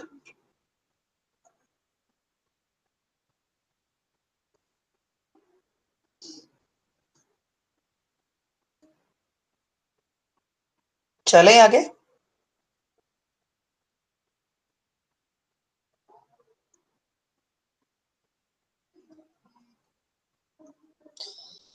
भाई बाकी लोग भी रिप्लाई करो, एक ही ने ठेका ले रखा है क्या रिप्लाई करने का?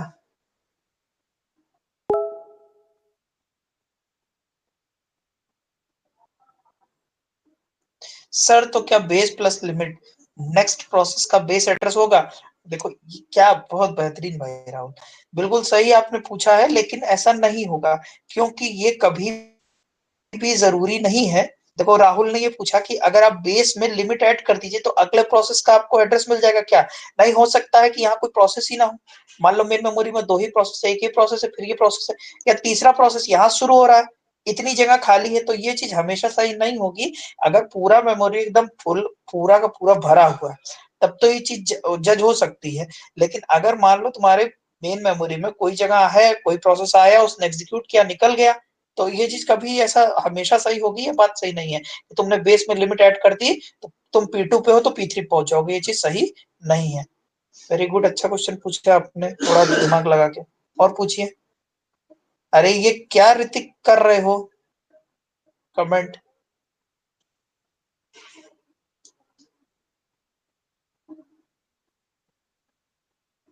जुम्मा क्वेश्चन क्लियर नहीं है, क्लियर पूछो। This process is for finding.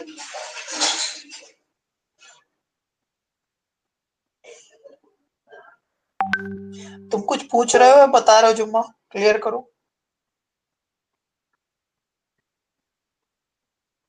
हाँ, यशिका ने पूछा है कि ये पता कैसे चलेगा कि, तो तुमको ये पता होगा ना, मतलब इस बेस एड्रेस और इस लिमिट के हिसाब से, मतलब जो भी प्रोसेस एग्जीक्यूट कर रहा है उसका यहाँ बेस की वैल्यू चेंज होगी, यहाँ लिमिट की वैल्यू चेंज होगी। तो हमको पता होगा कि हम P2 प्रोसेस एग्जीक्यूट कर रहा है, सीपीयू या P1 कर रहा है, उसके अंदर की कोडिंग इस हिसाब की है कि जैसे वो P2 को एग्जीक्यूट करने लगता है, उसके करस्पॉन्डिंग का बेस, उसके हिसाब का लिमिट उस समय चेंज हो जाता है।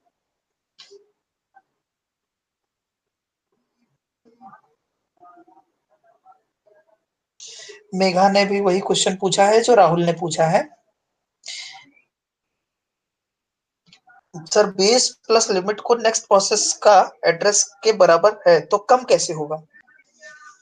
अरे ये देखो ना मेघा, अगर 500 में 120 ऐड किए तो 620 पे पहुंच रहे हैं हम। तो हम बस ये चेक कर रहे हैं कि 620 से कम हो, 620 तक ही वो एड्रेस रजिस्टर हो, उससे ज्यादा वाले पे नहीं जाए, अगले वाले से कम हो। क्यों? क्योंकि ये जरूरी नहीं है, फिर से मैं वही बात रिपीट करूंगा कि यहाँ पे भी प्रोसेस हो, ऐसा जरूरी नहीं है, हो सकता है यहाँ पे प्रोसेस ही ना होता। तो तुम इसमें अगर बेस एड्रेस ऐड भी कर दो, इसमें तुम, ये इसी तरह है जैसे 0 से लेके 9 तक काउंट करो तो 10 वैल्यू होती है, तो 0 से लेकर 9 तक तो 10 वैल्यू होगी, 10वीं वैल्यू पे फिर कोई अगला आदमी होगा। तो इसलिए यहाँ पर हम लिमिट की वैल्यू लेस देन रख रहे हैं, मतलब 620 से छोटा। एक्चुअल में क्या होगा? एक्चुअल में होगा 0 से लेके दो 619 तक, 0 से लेके 619 तक, या 500 से लेके 619 तक। तो 500 से लेके 619 तक काउंट करोगे तो 120 वैल्यू मिल जाएगी। तो ये जो अगला एड्रेस यहाँ से स्टार्ट होगा 620 का होगा, तो 620 से कम। आई थिंक मेघा मेरी बात समझ में आई होगी।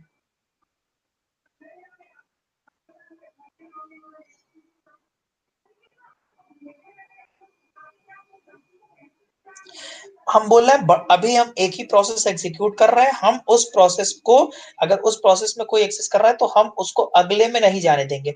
मेरी बात फिर से सुनिएगा, बेस और लिमिट रखने का फायदा ये है कि अगर तुम बेस एड्रेस में जो भी तुम्हारी वैल्यू आ रही है, जैसे मैं बोल रहा हूँ फिर से कि 30004 में 50वें नंबर का इंस्ट्रक्शन पता करो, तो इसमें तो 50 ऐड किए, फिर चेक किए कि देखो इस प्रोसेस की रेंज यहीं तक है, लिमिट इसका यहीं तक है, तो यहीं तक के तुमको प्रोग्राम को एग्जीक्यूट करना है। अगर इस प्रोसेस को एग्जीक्यूट कर रहे हो, इसके बाद वाले में जा रहे हो तो तुम गड़बड़ी कर रहे हो। मेरी बात सुनिए, स्विचिंग विचिंग की बात नहीं कर रहे हैं, अभी हम के लिए बात कर रहे हैं कि अगर आप P2 प्रोसेस को एग्जीक्यूट कर रहे हैं तो ये चीज एश्योर कैसे हो कि आप P2 को ही एग्जीक्यूट कर रहे हैं। स्विच विच करने की बात तो बाद में है, जब स्विच करोगे तो चेंज हो जाएगा, तुम्हारा बेस एड्रेस चेंज हो जाएगा, लिमिट चेंज हो जाएगा। अभी बस इतनी सी बात हो रही है कि अगर P2 प्रोसेस एग्जीक्यूट हो रहा है तो हम एश्योर कैसे करें कि P2 प्रोसेस ही एग्जीक्यूट हो रहा है, तो बेस से बड़ी हो और बेस प्लस लिमिट से वैल्यू छोटी हो, तो उस केस में हमको क्या करना है, तब हम मेमोरी को एक्सेस अलाउ करेंगे, अदरवाइज हम ट्रैप कर देंगे। जिसका क्वेश्चन क्लियर नहीं हो रहा हमसे बाद में व्हाट्सएप पे पूछ लेगा, हम और अच्छे से कोशिश करेंगे समझाने की। ठीक है। सौरभ दास बहुत बड़ा सा क्वेश्चन लिख के पूछा है, सर यहाँ पर locality of reference he follow हो रहा है ना, क्योंकि हर बार यहाँ पर instruction line by line execute हो रहा है, रेंज के बाहर तो नहीं जा रहा। बिल्कुल, हमारा मोटिव अभी एकदम सिंपल सा है कि अगर प्रोसेस P2 एग्जीक्यूट हो रहा है, अगर प्रोसेस P2 एग्जीक्यूट हो रहा है तो हमारा मेन मोटिव यही है कि P2 अगर एग्जीक्यूट होने लगा तो बस P2 ही एग्जीक्यूट हो रहा है, P3 P1 के बारे में बात नहीं करेंगे, मतलब P2 तो एग्जीक्यूट हो रहा है और उसने जो इंस्ट्रक्शन जनरेट कर दिया वो P3 का होने लगा। वो जो कॉन्टेक्स्ट स्विच वाली बात पूछ रहे हो, कॉन्टेक्स्ट स्विच वाली बात हम बाद में करेंगे कि जब वो कॉन्टेक्स्ट स्विच करके P3 को एग्जीक्यूट करना है तो जैसे P2 के साथ बेस और लिमिट है उसी तरह P3 के साथ बेस और लिमिट रहेगी। हाँ, क्या ट्रैप क्या है? अरे भाई साहब रुक जाओ, एक एक समझने दो, यहाँ तो कुछ आ ही नहीं रहा है, इसी पे आ रहा है। चलो, किसी ने पूछा है ट्रैप क्या है, उस प्रोसेस आईडी डिफाइंड होगा, एड्रेस और लॉजिकल एड्रेस मैक्स कहाँ तक एड्रेस कर सकते हैं पीसीबी में, तो आगे वाले प्रोसेस तक कैसे पहुंचेगा? आगे वाले प्रोसेस जैसे मान लो, अब चलो एक एक करके पहले आंसर करने दो, ठीक है। आगे वाले प्रोसेस को ऐसे पहुंचेगा कि अभी P2 एग्जीक्यूट हो रहा है तो P2 के हिसाब से बेस और लिमिट है, मान लो कॉन्टेक्स्ट स्विच करके P3 एग्जीक्यूट करने लगेगा तो उसके हिसाब से बेस और लिमिट हो जाएगा। हम क्या करना चाह रहे हैं, मेरी बात फिर से एक बार ध्यान से सुनो, हम करना ये चाहते हैं कि अगर हम P2 को एग्जीक्यूट कर रहे हैं तो हम बस ये एश्योर करना चाहते हैं कि P2 एग्जीक्यूट करते करते अपने आप प्रोसेस का ऐसा तो नहीं दिमाग खराब हो गया, मतलब सीपीयू का ऐसा दिमाग नहीं खराब हो गया कि वो गलती से चला जाए और P3 का या P1 का एग्जीक्यूट करने लगे। बेस से छोटा हो जाएगा तो P1 करेगा और यहाँ करेगा तो P3 या खाली मेमोरी में चला जाएगा। तो हमको ये चीज नहीं करना है। हमको बस अगर हम P2 एग्जीक्यूट कर रहे हैं, बस आप अभी सिंपल ये बात समझ रहे हैं कि अगर P2 प्रोसेस एग्जीक्यूट होता है तो केवल P2 का ही इंस्ट्रक्शन एग्जीक्यूट होगा। ये बात कैसे अश्योर होती है? सो हम ये प्रोटेक्शन यहाँ पर प्रोवाइड कर रहे हैं कि अगर P2 एग्जीक्यूट कर रहा है तो केवल और केवल P2 ही करेगा, P1 और P3 उस केस में या एड्रेस जो है वो खाली जगह के लिए नहीं चला जाएगा। ट्रैप का मतलब ये बेटा कि हम उसको इनवैलिड कर दे रहे हैं कि ये देखो जो तुम एड्रेस जनरेट कर रहे हो P2 के लिए, क्योंकि तुम बेस से या तो छोटे हो या लिमिट से बड़े हो, तो तुम हमारी रेंज में नहीं हो, तो तुम एक गड़बड़ी पैदा कर रहे हो, तुम जाओ और फिर से एड्रेस पता लगा के आओ। ठीक है। और किसी ने, अब देखें हम लोग हैंगआउट पे बड़े सारे क्वेश्चन आ गए हैं। यहाँ अपडेट नहीं हो रहा, मेरे पास हो रहा है, देख लेते हैं हम क्या क्या है।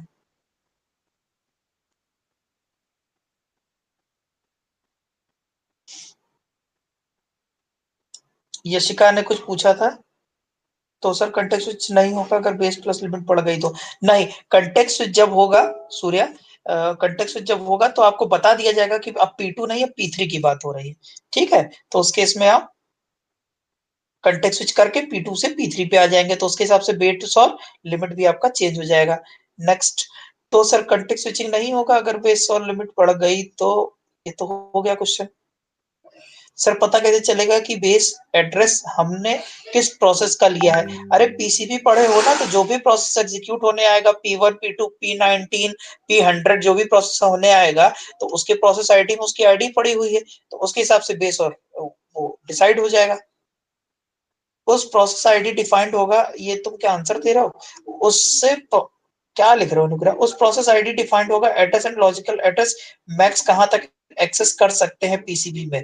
पीसीबी में केवल आईडी लिखी रहेगी, आईडी के करस्पॉन्डिंगली हमें बेस और लिमिट रजिस्टर पता रहेगा, ये पीसीबी में नहीं लिखा होता, पीसीबी में ये चीज नहीं मेंशन होती है। तो सर कंटेक्स्ट स्विचिंग नहीं होगा बेस, ये आंसर दे दिया। ट्रैप क्या है बता दिया, it's like restriction. Yes exactly, it's like restriction. We are providing the kind of security here. हम सिक्योरिटी प्रोवाइड कर रहे हैं कि अगर हम P2 एग्जीक्यूट कर रहे हैं तो P1 या P3 एग्जीक्यूट नहीं होगा। So this is some kind of restriction. If we are executing P2, then the CPU is restricted to generate the address which lies in the range of P2। बस इतनी सी बात है। ठीक है, उससे प्रोसेस आईडी डिफाइंड होगा, address and logical address. और कोई क्वेश्चन हो तो प्लीज पूछिए। आई थिंक आंसर हमने कर दिया है, कोई छूट गया हो तो प्लीज पूछिए। अनुग्रह कुछ पूछ रहा है, क्लियर लिख के पूछ लो बालक, क्या पूछना चाहते हो, फिर आगे बढ़े हम लोग।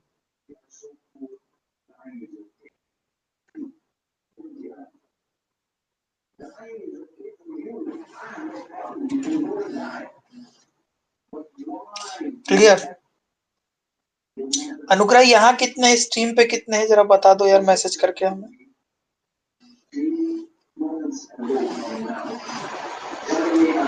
ओके ओके, टीवी का वॉल्यूम है, 1 सेकंड होल्ड करो तो हम धीमा कराते हैं।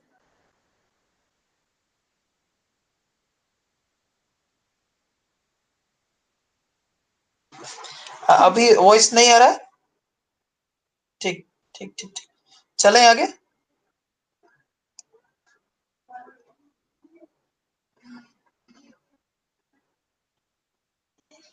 कोई डाउट हो तो प्लीज पूछो, वरना चलते हैं आगे, हम वेट कर रहे हैं। पीयूष घोष, सर जब कॉन्टेक्स्ट स्विच होगा प्रोसेस का तो प्रोसेस सिंक्रोनाइजेशन भी तो होगा? हाँ भाई, पूरे ओएस में जितनी चीजें पढ़ रहे हो वो सब होंगी। प्रोसेस सिंक्रोनाइजेशन भी होगा, मेमोरी मैनेज भी होगी, कॉन्टेक्स्ट स्विचिंग भी होगी, सीपीयू यूटिलाइजेशन भी होगा, सीपीयू शेड्यूलिंग भी होगी, सब होगा। इसीलिए तो इतना आसान नहीं है ना, सारी चीजें पहले ही चलनी चाहिए।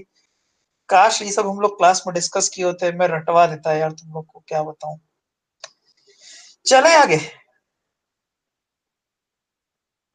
एक कोई कमेंट करो लाइव पे हमारा कमेंट रुक गया है। यशिका तुम्हारा कमेंट इस पे क्यों नहीं आ रहा है, मैं समझ नहीं पा रहा हूँ।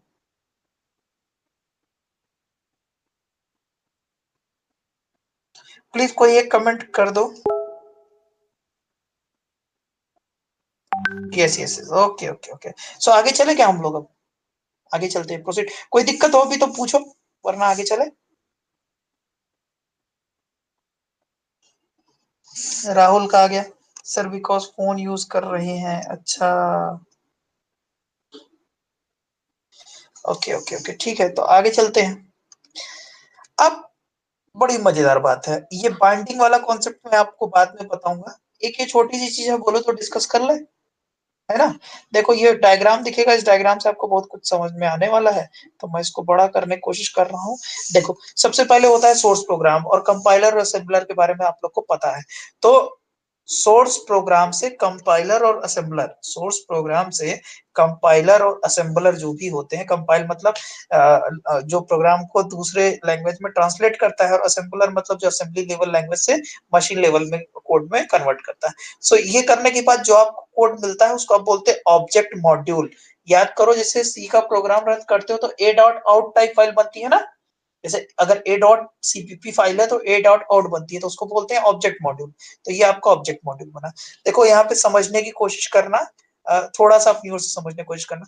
यहाँ पर अगर तुमने, मेरा कर्सर कहाँ गया, ऑब्जेक्ट मॉड्यूल ये तुम्हारा बन गया, मतलब ए डॉट आउट बन गया। अब other object modules, linkage editor, जैसे हम लोग प्रोग्राम में करते हैं ना, hash include studio dot H, या प्रिंटफ की बात मान लो, प्रिंटफ या स्कैनफ, तो उनका भी कुछ ना कुछ मतलब होता है, मतलब प्रिंटफ या स्कैनफ का कोई ना कोई मीनिंग होता है। तो देखो लिंकेज एडिटर का क्या मतलब हुआ, लिंकेज एडिटर का मतलब ये हुआ कि जो उस पर्टिकुलर ऑब्जेक्ट में लिंक हुई है फाइलें, उसके करस्पॉन्डिंगली भी लिंकेज एडिटर आपकी चीजों को ऐड करता है। मतलब एक तो तुम्हारा सिंपल प्रोग्राम लिखा हुआ है, अब उस प्रोग्राम में कुछ कुछ जैसे प्रिंटफ, स्कैनफ या स्टूडियो डॉट एच या कोडियो डॉट एच, जो भी तुम्हारी चीजें ऐड ऑन की गई हैं जो प्रोग्राम में रिक्वायर्ड होती हैं, तो ये 100 लाइन के कोड के बाद ये जब ऐड हो गया, लिंकेज एडिटर ने ऐड कर दिया, तो वो तुम्हारा हो गया लोड मॉड्यूल। लोड मॉड्यूल का मतलब अब वो तुम्हारा जा रहा है सेकेंडरी मेमोरी में लोड होने, मतलब प्रोग्राम जो यहाँ पे 20 लाइन का था, ये ऐड होने के बाद 220 लाइन का बन गया। मान लो कि जो भी उसमें printf, scanf, studio dot H, conio dot H वगैरह ऐड होकर उसको 200 लाइन का बना दिया। अब यहाँ से जो भी सिस्टम की लाइब्रेरी है, सिस्टम की लाइब्रेरी के साथ वो सारी चीजें ऐड हो गई, और मतलब रन टाइम पे भी कुछ ऐसी फाइल होती है जो प्रोग्राम के साथ ऐड होती है, तो ये तुम्हारा पूरा फाइनली प्रोग्राम बन के आता है। मतलब प्रोग्राम पहले तुम्हारा हल्का सा एग्जीक्यूट हुआ तो ए डॉट आउट फाइल बनी, उसके साथ जो उसमें प्रिंटफ, स्कैनफ टाइप की चीजें हैं वो ऐड हुई, फिर ये तुम्हारा यहाँ से एक लोड मॉड्यूल क्रिएट हो जाता है। लोड मॉड्यूल मतलब कि अब उस प्रोग्राम को, जैसे मान लो सेकेंडरी में हमने बोला कि 100 से लेके 620 तक इसको रख दो, तो वो लोड मॉड्यूल बन गया कि जो अब लोड हो सकता है आपकी मेमोरी में। और उसके बाद हम लोग सिस्टम लाइब्रेरीज की हेल्प से और लोडर की हेल्प से उसको आपकी main in memory binary memory image, मतलब जो आपकी मेमोरी में रखी जाने वाली चीजें हैं वो यहाँ है। यहाँ पे देखो कि ये डायनेमिक लोडेड सिस्टम लाइब्रेरी, मतलब प्रोग्राम के रन टाइम में बहुत बार ऐसा होता है कि उसमें कुछ एक्स्ट्रा कोड्स ऐड किए जाते हैं, तो यहाँ से किया जाता है। मतलब सोर्स प्रोग्राम से हमारे जो एग्जीक्यूशन टाइम में हमारा प्रोग्राम बन के आता है, उसको उसका प्रोसीजर कुछ इस तरह से कि कंपाइलर आकर उसको कंपाइल करके ऑब्जेक्ट फाइल बनाता है, फिर लिंकेज एडिटर जो है उस पर कुछ फाइलें लिंक करता है, फिर तुम्हारा लोड मॉड्यूल क्रिएट हो जाता है, फिर उस लोड मॉड्यूल को लोडर की हेल्प से हम लोग मेन मेमोरी में डालते हैं, जहां पर कुछ सिस्टम लाइब्रेरीज और जो रन टाइम पे तुम्हारी लाइब्रेरीज की रिक्वायरमेंट होती है वो उसमें ऐड हो जाती है। बोली भाई इसमें कोई डाउट हो तो डिस्कस करें, वरना आगे चले। बस ये दिमाग में से रहना चाहिए, क्योंकि अभी ऊपर की चीजें हम लोग डिस्कस करेंगे तो उसमें इसकी जरूरत पड़ेगी। वैसे मैं चाहूंगा कि एड्रेस बाइंडिंग वाला ये कंसेप्ट तुम लोग खुद से पढ़ो, थोड़ा समझने की कोशिश करो। कंपाइल टाइम, लोड टाइम और एग्जीक्यूशन टाइम क्या है, आई थिंक समझ में आ जाएगा। कंपाइल टाइम मतलब कंपाइल के बाद वाला, लोड टाइम मतलब ये जब तुमने लोडर ऐड किया है इसमें, ये लोड मॉड्यूल ऐड किया है, और last absolute code execution time मतलब जब भी तुम्हारा एग्जीक्यूशन वाला तुम्हारा कोड मिल जाता है। तो प्लीज इसको समझने की थोड़ी कोशिश करिएगा, अपने से पढ़िएगा।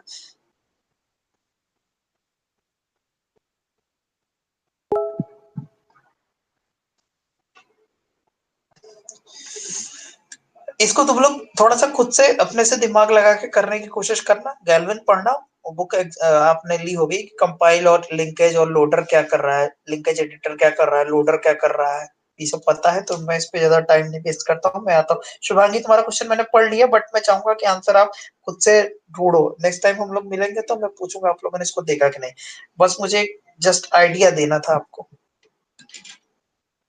हाँ अनुग्रह सर, डायनेमिकली ऐड होगा उसका एड्रेस भी इंडिपेंडेंटली कैलकुलेट होगा? नहीं, डायनेमिकली जो भी ऐड होगा वो आपके मेन प्रोग्राम में आके ऐड हो जाएगा, तो प्रोग्राम का लाइन ऑफ कोड बढ़ जाएगा। बस इससे ज्यादा नहीं, अब इसको तुम लोग खुद से पढ़ोगे, ठीक है, बाइंडिंग वाला। स्वैपिंग के बारे में बहुत कुछ बताए हैं, बस ये डायग्राम देख लो, कहीं समझने की कोशिश करो। ये देखो प्रोसेस P1 मेन मेमोरी में आया तो उसको आप स्वैप इन, प्रोसेस P2 आपका मेन मेमोरी में आया तो स्वैप इन बोल रहे हो, प्रोसेस आपका मेन मेमोरी से बाहर गया तो उसको आप स्वैप आउट बोल रहे हो। अच्छा चलो बता दो इसमें क्या क्या डाउट है, तो मैं देख लो मेरा एक बार क्या क्या समझ नहीं आ रहा है। शुभांगी ने क्वेश्चन पूछा, और किसी को कुछ पूछना है? ये आया समझ में थोड़ा बहुत या नहीं? रिप्लाई करो जल्दी से।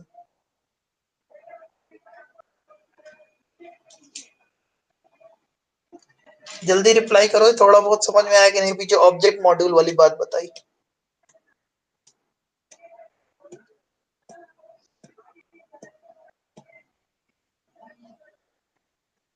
थोड़ा ही आया ना? हाँ, पढ़ने की कोशिश करना। कंपाइल होने के बाद प्रोग्राम में कुछ चीजें जो स्टैटिक फाइल्स होती हैं वो ऐड की जाती हैं।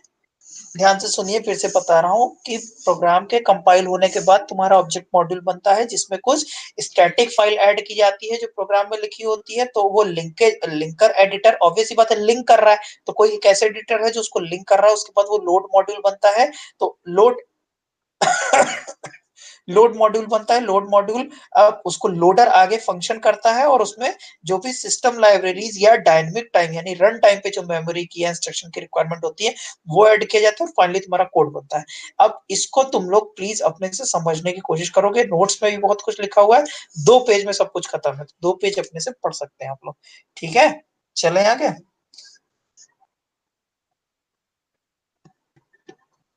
ये कैसे कुछ लोग आ रहे हैं, नए नाम ऐड हो रहे हैं, लेकिन 35 लोग, चलो ठीक है, ठीक है, ठीक है। आई थिंक एक रफ आइडिया तो मिल गया होगा ना?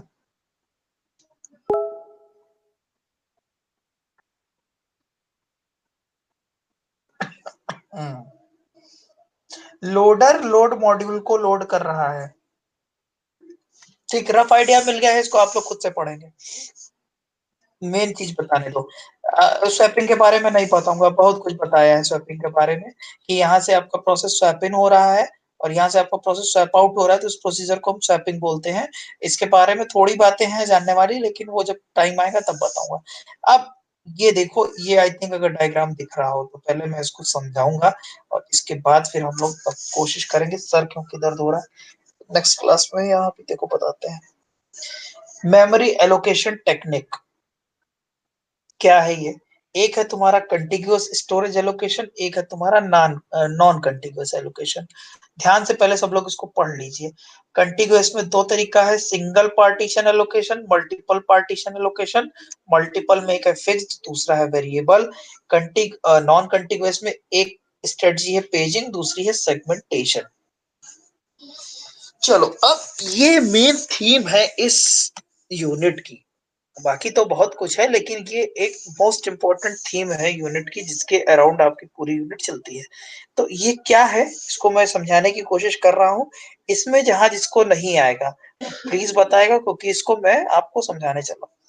जब भी आपके मेन मेमोरी सेकेंडरी मेमोरी से कोई प्रोसेस आपके मेन मेमोरी में आता है तो 2 तरीके से आ सकता है। एक तरीका है कंटिग्यूअस स्टोरेज और दूसरा है नॉन कंटिग्यूअस स्टोरेज एलोकेशन। तो कंटिग्यूअस स्टोरेज एलोकेशन का मतलब आपको नाम से ही समझ में आ रहा होगा कि पूरे के पूरे प्रोसेस को तुम उठाओगे और उसको उठा के, ध्यान से समझिएगा, जिसको जहां भी डाउट हो अपने क्वेश्चंस ड्रॉप करते चलिएगा ताकि मैं आंसर दे सकूं पढ़ पढ़ के। सो मेमोरी एलोकेशन में एक तो ये है कि कंटिग्यूअस स्टोरेज एलोकेशन और दूसरा क्या है, नॉन कंटिग्यूअस स्टोरेज एलोकेशन है। कंटिग्यूअस स्टोरेज एलोकेशन बोलने का ये मतलब है कि आपका पूरे का पूरा प्रोसेस, मतलब प्रोसेस जितना बड़ा भी है वो पूरे का पूरे प्रोसेस को आपने उठाया और उसको उठा के आपने मेन मेमोरी में डाल दिया। नॉन कंटिग्यूअस एलोकेशन बोलने का क्या मतलब है कि आप प्रोसेस को अलग अलग साइजेस में या सेम साइज में, मतलब आप प्रोसेस को डिवाइड करते हो और उस प्रोसेस को डिवाइड करने के बाद जो जरूरी है, मतलब समझो जैसे प्रोसेस है 16 केबी का, तो तुमने उसको 4 4 केबी के 4 पार्ट में तोड़ लिया। अभी नीड है केवल स्टार्टिंग के 2 पार्ट की, मतलब 8 केबी की, तो तुम उस 8 केबी को उठा के मेन मेमोरी में लाए, बाकी के 2 प्रोसेस को, दो पार्ट को उस प्रोसेस के नहीं ले आए। तो मेरा मतलब आपको समझ में आएगा। कंटिग्यूअस का मतलब क्या है, जब आप पूरे के पूरे प्रोसेस को सेकेंडरी मेमोरी से उठा के प्राइमरी मेमोरी में ले आए। नॉन कंटिग्यूअस स्टोरेज एलोकेशन का मतलब क्या है कि जब आप अपने प्रोसेस को मतलब सेम साइज में ही, सेम साइज के अलग अलग पार्टीशन में डिवाइड कर दें और उनमें से कुछ पार्ट को ही उठा के आप ले आते हैं। ऑब्वियस सी बात है, पार्टीशन कर क्यों रहे हो, ताकि पूरे के पूरे आप प्रोसेस को एक साथ नहीं लाए, अलग अलग पार्ट को ले आए। तो उसको आप क्या बोलते हो, non contiguous storage allocation. So one is contiguous allocation. So contiguous allocation का मतलब कि आप पूरे प्रोसेस को ब्रेक नहीं कर रहे हो, पूरे के पूरे प्रोसेस को उठा के एक साथ ला रहे हो। नॉन कंटिग्यूअस स्टोरेज एलोकेशन का क्या मतलब हुआ कि आप प्रोसेस का पार्टीशन कर रहे हो, ताकि जितनी रिक्वायरमेंट है, जिस पार्टीशन की रिक्वायरमेंट है, केवल वही आपके मेन मेमोरी में आ पाए। सो कंटिग्यूअस एलोकेशन 2 तरीके का हो सकता है, एक है सिंगल पार्टीशन, दूसरा है मल्टीपल पार्टीशन। अब सिंगल पार्टीशन और मल्टीपल पार्टीशन के बीच में क्या डिफरेंस है? हाँ, वर्चुअल मेमोरी और आगे का कंसेप्ट है। हम फिर से मेघा वही बात कर रहे हैं कि अभी हम बहुत बेस से चल रहे हैं, तो हो सकता है कि इसमें तुम लोग ऐसी बहुत सारी बातें सुनो जो आज इंप्लीमेंट नहीं हो रही, बट हमको बेस पता होना चाहिए। Virtual memory is far developed process और स्ट्रेटजी जो अप्लाई होती है तुम्हारी नॉन कंटिन्यूअस में, मतलब वो बहुत आगे का चीज है। ठीक है, मतलब इसी में है। जब ये सारी चीजें पढ़ लेंगे तो नेक्स्ट टॉपिक वर्चुअल मेमोरी ही है। चलो, अब देखो, कंटिन्यूअस स्टोरेज एलोकेशन में 2 तरीका है, सिंगल पार्टीशन एलोकेशन और मल्टीपल पार्टीशन। देखो बहुत इजी है, यहाँ तक तो बहुत इजी है। सिंगल पार्टीशन का मतलब क्या है कि तुम्हारा एक तो तुम्हारे जो मेन मेमोरी होती है, जो तुम्हारी मेन मेमोरी होती है, उसमें तो एक पार्ट में क्या होता है, ओएस होता है। तो समझ लो जैसे यहाँ तक तुम्हारा ओएस है, यहाँ तक तुम्हारा ओएस है, लेट सपोज यहाँ तक तुम्हारा ओएस है। तो ओएस के नीचे जितना भी ये पोर्शन बच रहा है, ओएस के नीचे जितना भी बच रहा है, सिंगल पार्टीशन एलोकेशन, उसमें तो बस एक ही पार्टीशन है और एक बार में एक ही प्रोग्राम या प्रोसेस आएगा, एग्जीक्यूट करेगा। तो ये तो वहां बेवकूफों वाली स्ट्रेटजी है, जो जब स्टार्टिंग में कंप्यूटर आए होंगे तब जनता होगा कि यहाँ ओएस रखा हुआ है, एक बार में एक ही प्रोसेस आएगा, एग्जीक्यूट होगा, जब पूरे का पूरा एग्जीक्यूट हो जाएगा तब यहाँ से निकलेगा, फिर दूसरा आएगा, वो एग्जीक्यूट होगा। तो ऑब्वियस सी बात है इस तरह के केस में स्पीड बहुत बुरी होने वाली है। ठीक है, आगे चले। आ गया भाई, कहाँ गया, कौन सा भाई आ गया? सौरभ। नेक्स्ट, अब मल्टीपल पार्टीशन क्या है? मल्टीपल पार्टीशन बहुत इजी है। मल्टीपल पार्टीशन ये है कि तुमने यहाँ तो तुम्हारा ओएस रखा हुआ है, ठीक है, यहाँ तो ओएस रखा हुआ है, और ओएस के अलावा इसमें पेन नहीं होती क्या यार, ओएस के अलावा जो ये एरिया तुम्हारा बच रहा है, इसको तुमने अलग अलग पार्टीशन में डिवाइड कर दिया कि देखो यहाँ पर इतने, यहाँ पर इतने तुम्हारे प्रोसेस आ सकते हैं। मतलब जैसे तुमने 3 पार्टीशन में डिवाइड कर दिया। सो अब इन 3 पार्टीशन में यहाँ यहाँ पे प्रोसेस आ सकते हैं। मतलब सिंगल पार्टीशन में तुम क्या कर रहे हो कि एक बार में एक ही प्रोसेस आएगा, और अगर तुमने मल्टीपल पार्टीशन कर दिया तो उसका क्या मतलब हुआ कि एक पार्टीशन में एक आ सकता है, उसमें दूसरा नहीं आएगा।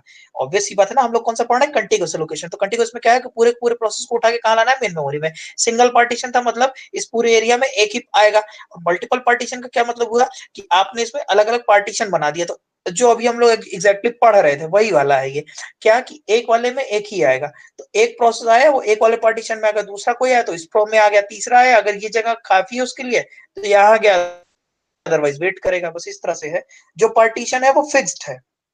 क्लियर है? अब इसके बाद हम आपको बताते हैं फिक्स्ड और वेरिएबल साइज पार्टीशन क्या है। देखो ये भी बहुत आसान है। फिक्स्ड और वेरिएबल साइज पार्टीशन का मतलब ये है कि जैसे समझो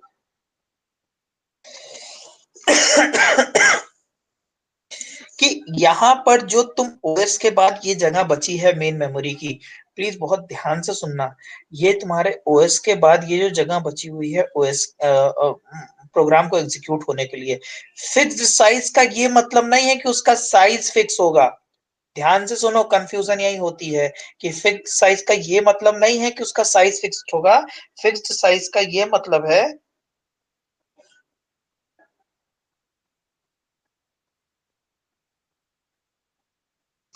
तो फिक्स साइज का ये मतलब है कि नंबर ऑफ प्रोसेस जो यहाँ आने वाले हैं वो चीज फिक्स है। जैसे अगर मैंने यहाँ पर ये 3 लाइनें खींच दी, 1 2 3, मतलब यहाँ पर ये फिक्स हो गया। क्यों फिक्स हो गया? क्योंकि मैंने इसमें ये बता रखा है कि यहाँ पर 3 से ज्यादा प्रोसेस नहीं आ सकते। क्यों? क्योंकि आपने इसके लिए, मतलब देखो, तुमको अगर याद रखना है तो तुम मल्टी प्रोग्रामिंग याद रखो। जब हमने यहाँ पर नंबर ऑफ प्रोसेस जो आ सकते हैं, डिग्री ऑफ मल्टी प्रोग्रामिंग को फिक्स कर दिया, तो उसको आप क्या बोलते हो? Fixed size partition. और वेरिएबल साइज पार्टीशन क्या है? जहां पर तुम फिक्स नहीं करते हो। फिक्स नहीं करते हो मतलब क्या है? तुम्हारे पास पूरा छूटा हुआ है। जैसे कोई प्रोसेस आता है, वो अपने हिसाब से, मान लो प्रोसेस आया 10 एमबी का, तो उसने 10 एमबी यहाँ एलोकेट कर लिया। उसके बाद अगला प्रोसेस आया मान लो 50 एमबी का, तो 50 एमबी का उसने यहाँ पे एलोकेट कर लिया। तो मेरी बात समझिएगा, फिक्स्ड पार्टीशन और वेरिएबल पार्टीशन में क्या डिफरेंस है? फिक्स्ड पार्टीशन में जो नंबर ऑफ प्रोसेस आने वाले हैं, मतलब जो नंबर ऑफ पार्टीशन यहाँ बना हुआ है, नंबर ऑफ पार्टीशन अगर फिक्स होता है तो उसका फिक्स्ड पार्टीशन बोलते हो। वेरिएबल साइज पार्टीशन का मतलब है कि यहाँ पर अलग अलग प्रोसेस आते हैं, तो अलग अलग प्रोसेस का साइज अलग अलग होता है, ऑब्वियस सी बात। तो जो जहां आता है वो अपनी जगह कार्य कर लेता है। पूरे का पूरा प्रोसेस आएगा, उठ के यहाँ चला आएगा, अगर उसके पास जगह बचेगी, दूसरा आना चाहता है तो दूसरी जगह में आ जाएगा। बोलिए भाई, कोई डाउट है तो पूछिए। शिवम सिंह, सिंगल पार्टीशन वाले केस में वो एकदम बेकार वाली स्ट्रेटजी है, जहां पर एक बार में एक ही प्रोसेस रहेगा, उसमें मल्टी प्रोग्रामिंग अलाउड नहीं होता, एप्लीकेबल नहीं है बिल्कुल। हाँ बिल्कुल, एलोकेशन सिक्वेंशियल ही होगा वेरिएबल और फिक्स्ड में। सिक्वेंशियल होगा, सिक्वेंशियल। या अभी मैं सिक्वेंशियल नहीं बोलता हूँ, अभी मैं बोलूंगा, इसके लिए हम लोग एक एल्गोरिथम पढ़ेंगे, लेकिन अभी के लिए तुम समझ लो कि फिक्स्ड ही होता है। स्वाति ने कहा है कि फिक्स साइज फिर से बताइए। फिक्स साइज का कोई मतलब नहीं बेटा। फिक्स साइज का ये मतलब है कि नंबर ऑफ, जैसे अभी तो तुम्हारा ये यहाँ पे ओएस है, ये पूरा छोड़ दिए। फिक्स साइज का मतलब है कि जब तुमने ये बता दिया कि देखो, जैसे मैं बोलूं कि एक, फिर से मैं बता रहा हूँ, दो, और ये 3। अब देखो हमने यहाँ पे क्या किया, हमने बता दिया कि यहाँ पे जो साइज है, साइज किस टर्म में, मतलब सॉरी, नंबर ऑफ पार्टीशन है, तो कितने पार्टीशन बना दिए हमने? 1 2 3 और 4। अगर नंबर ऑफ पार्टीशन, मतलब देखो अब एक बात समझो कि यहाँ पर मैक्सिमम टू मैक्सिमम कितने नंबर ऑफ प्रोग्राम आ सकते हैं, प्रोसेस आ सकते हैं? 4 आ सकते हैं। मतलब तुमने इसकी degree of multi programming fix कर दी। तो फिक्स साइज पार्टीशन का मतलब है, फिर से समझ लो, कि नंबर ऑफ पार्टीशन जो तुम यहाँ पर बना रहे हो, नंबर ऑफ पार्टीशन बना रहे हो मतलब जितने नंबर ऑफ प्रोग्राम इसमें मैक्सिमम आ सकते हैं, वो चीज फिक्स होती है। बट वेरिएबल साइज में कैसे होती है? वेरिएबल साइज में पूरा तुम्हारा स्पेस खुला रहेगा, जो आएगा स्पेस मिला उतनी स्पेस में सिक्वेंशियली वो एग्जीक्यूट, मतलब यहाँ पे रखा जाता रहेगा और एग्जीक्यूट होता रहेगा। अगर नहीं खाली, दूसरा वाला वेट करेगा, बस इतना सा मतलब है। सताक्षी एक्सप्लेन किया हमने। फिक्स्ड साइज पार्टीशन का मतलब है कि number of partitions are fixed, मतलब degree of multiprogramming you have fixed कि इतने नंबर ऑफ प्रोसेस ही यहाँ पर आएंगे।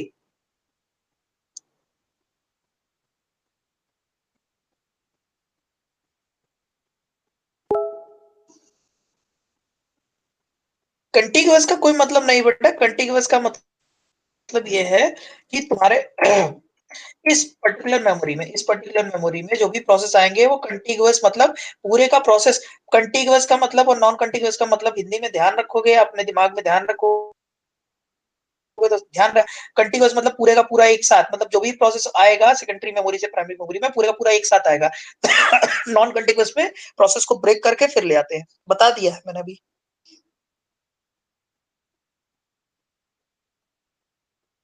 चला जाएगा स्नेहा, वो वहां से चला जाएगा। हमने 4 ब्लॉक बना दिया, degree of multi programming fix कर दी, तो 4 होने के बाद जैसे एक प्रोसेस एग्जीक्यूट हो गया फिक्स्ड में, तो वो वहां से निकल के चला जाएगा, फिर दूसरा आएगा, फिर वो एग्जीक्यूट हो जाएगा, फिर तीसरा आएगा, मतलब मैक्सिमम 4 रह सकते हैं, बाकी लोग वेट करेंगे।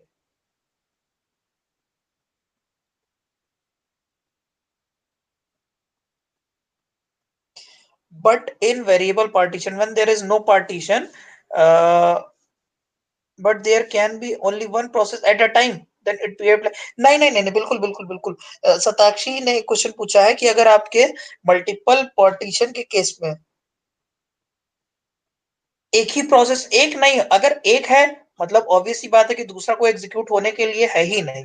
अगर आपके पास एक, आपके यहाँ पर मल्टीपल पार्टीशन के केस में बात समझो कि प्रोसेस एग्जीक्यूट हो रहा है, तो आप वेरिएबल साइज की बात पूछ रहे हो, तो वेरिएबल में प्रोसेस P1 आके एग्जीक्यूट हो सकता है, फिर प्रोसेस P2 का अगर साइज वेरी कर रहा है, वेरिएबल क्यों बोल रहे हैं, क्योंकि यहाँ पर जो पार्टीशन है वो वेरी करता है। हो सकता है P1 का साइज कुछ और हो, जैसे P2 का साइज कुछ और है, तो अपने अकॉर्डिंगली वो एडजस्ट कर सकते हैं। अगर यहाँ पर एक ही है तो हाँ, उसका बिहेवियर सिंगल की तरह हो सकता है, लेकिन अगर सिंगल के केस में क्या है कि दूसरा रेडी भी है तो उसको नहीं घुसने देंगे। लेकिन वेरिएबल के साइज में क्या है कि दूसरा रेडी है और वहां पे स्पेस है, तो आप उसको अलाउ करोगे कि वो आपकी मेमोरी में आ जाएगा।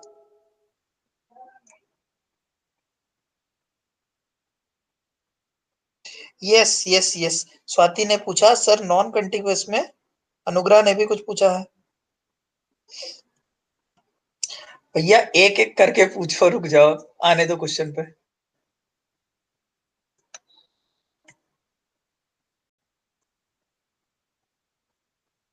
मयंक ने भी कुछ पूछा, क्वेश्चन छूट रहे हैं, चलो मैं खोलता हूँ, मैं आंसर करता हूँ। बाकी जिसको आंसर करना है, क्वेश्चन पूछना है, वो लाइव पे भी पूछ ले, फिर वहां पे देखते हैं। चलो हम स्टार्ट करते हैं। Jump to last read, please proceed sir, अब पढ़ने की जरूरत है। ये सब हो गया, क्वेश्चन कहाँ से है? But in variable partition when there are no partition but there can be, हाँ ये तो क्वेश्चन आंसर हो गया।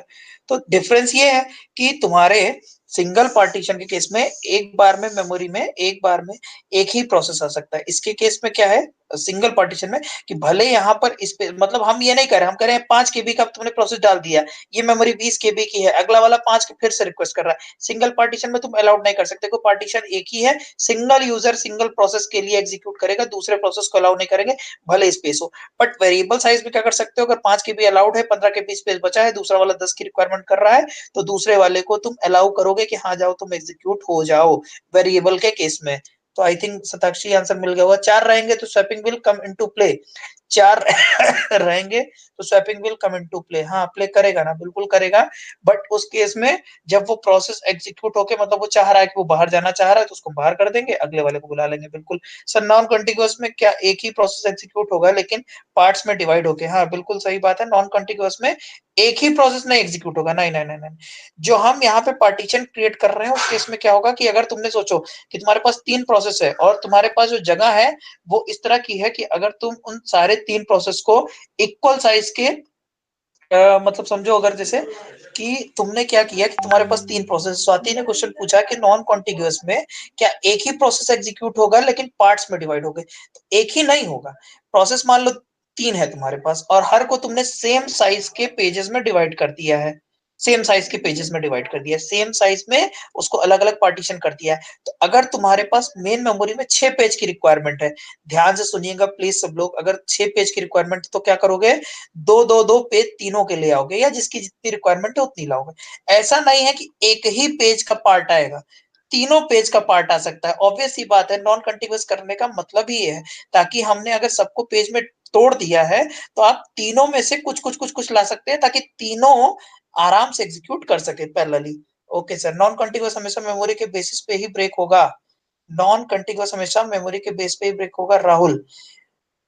हाँ भाई, मेमोरी के बेस पे ब्रेक होगा, और कैसे ब्रेक होगा, मतलब और कैसे पूछना चाह रहे हो बताओ।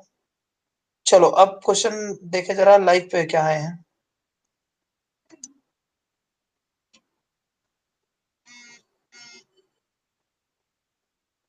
हम्म,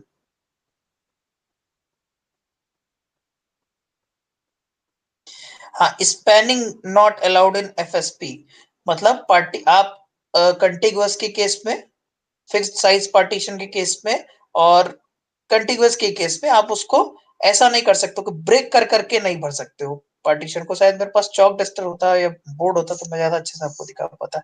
सर वेरिएबल में नंबर ऑफ प्रोसेस फिक्स होगा या नहीं, वेरिएबल में नंबर ऑफ प्रोसेस फिक्स नहीं होगा Swaraj,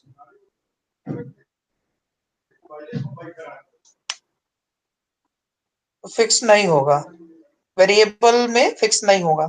sir why memory is not fully utilized in fixed partition, Rishabh ऐसा है ना, ये जो स्ट्रेटजी है इसे समझो कि ये सेकंड जनरेशन में यूज हो रही थी, तो कंप्यूटर बन ही रहा था, लोग कहे यार ऐसा करो कि 4 प्रोसेस के लिए डाल दीजिए तो कोई दिक्कत नहीं है, है ना।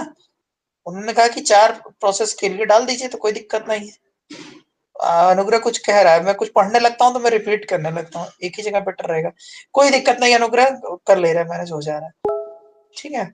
ऋषभ ने जो पूछा आई थिंक आंसर मिल गया होगा कि वो ऐसा था कि जब हमने ये सोचा कि चलो पहले मतलब फर्स्ट जनरेशन में कुछ ऐसा है कि तुम सिंगल पार्टीशन यूज कर रहे हो, मतलब एक ही यूजर, जैसे बैच ऑपरेटिंग सिस्टम टाइप समझ लो कि एक ही यूजर एक ही प्रोसेस को डाल रहा है, वो एग्जीक्यूट हो रहा है।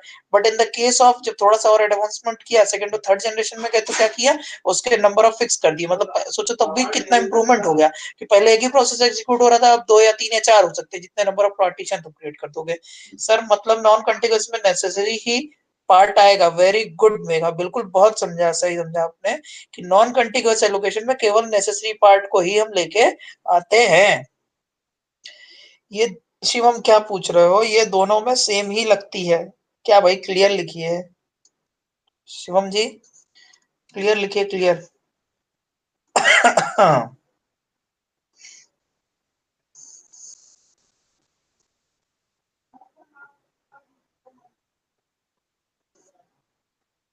हैंगआउट वालों का आंसर तो दे दिए शायद मैं।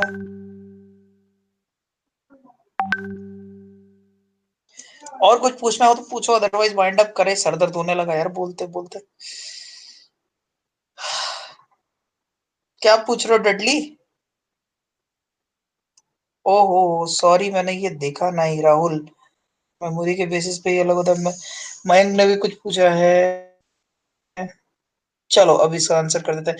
राहुल ने पूछा नॉन कंटिन्यूअस हमेशा मेमोरी के बेस पे ही अलग अलग होगा? नॉन कंटिन्यूअस हमेशा मेमोरी के बेस पे ही अलग होगा। फिक्स्ड साइज में मतलब प्रोसेस ऐसे समझो कि जो मेन मेमोरी में कुछ स्पेस बना दिया तुमने और सेकेंडरी मेमोरी के प्रोसेस को उसी स्पेस में तोड़ दिया। मतलब जैसे समझो कि मेन मेमोरी में जो साइज तुम बना रहे हो, जो फ्रेम बना रहे हो, वो इस पे भी डिटेल में डिस्कस कर लेंगे फिर से। वो 2-2 केबी का बना रहे हो, प्रोसेस को भी तुमने 2-2 केबी का ब्रेक किया है, तो मेमोरी के बेस पे ही होता है। फिक्स साइज में अगर प्रोसेस का साइज ज्यादा है तो कैसे एग्जीक्यूट होगा? तब नहीं एग्जीक्यूट होगा। फिक्स साइज में तब एग्जीक्यूट नहीं होगा अगर प्रोसेस का साइज ज्यादा है तो। Please explain first partition. Satakshi explain हो तो गया शायद, ये पहले का कमेंट होगा। मेमोरी यूटिलाइजेशन फिक्स साइज में होता है? बहुत कम होता है बेटा, पहले की स्ट्रेटजी है ना, बात वही कर रहे हैं। फिक्स साइज में अगर प्रोसेस का size fix, sir variable size का डायनेमिक बोल सकते हैं क्या? बोल सकते हैं ना, वेरिएबल साइज को डायनेमिक बोल सकते हैं हाँ, क्योंकि रिक्वायरमेंट के हिसाब से हो रहा है। सर एग्जीक्यूशन रेट किसमें फास्ट होगा, कंटिन्यूअस में? ऑब्वियस ही बात है, नॉन कंटिन्यूअस में। नॉन कंटिन्यूअस बेटर है, केवल वही आता है जो जरूरी होता है। प्लीज तुम लोग थोड़ा थोड़ा सा यार अपने से पढ़ते रहा करो, नहीं तो ऐसे कितना देख रहे हो, बहुत कम चीजें हम लोगों ने डिस्कस की और टाइम कितना हो गया, 1.5 घंटे हो गए, है ना? तो ऐसे करो। सो बंद किया जाए, प्लीज रिप्लाई करिए जल्दी से, 10 बज गए। सिक्वेंशियल में लगातार रहेगा क्या? लगातार रहेगा, कौन सा तार रहेगा? पैसे भेजो मैं, पैसे, पैसों की जरूरत है।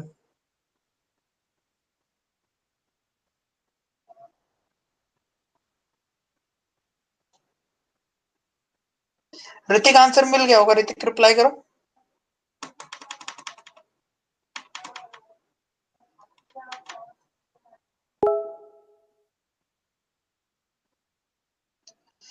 सो बंद करें हम लोग क्या? अनुग्रह एक काम करो, पहले स्क्रीनशॉट ले लो एक अभी यूट्यूब का।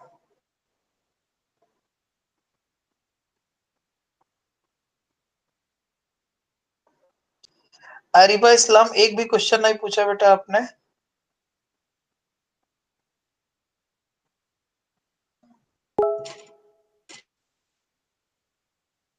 चलो ठीक है, बात है, okay, thank you so much.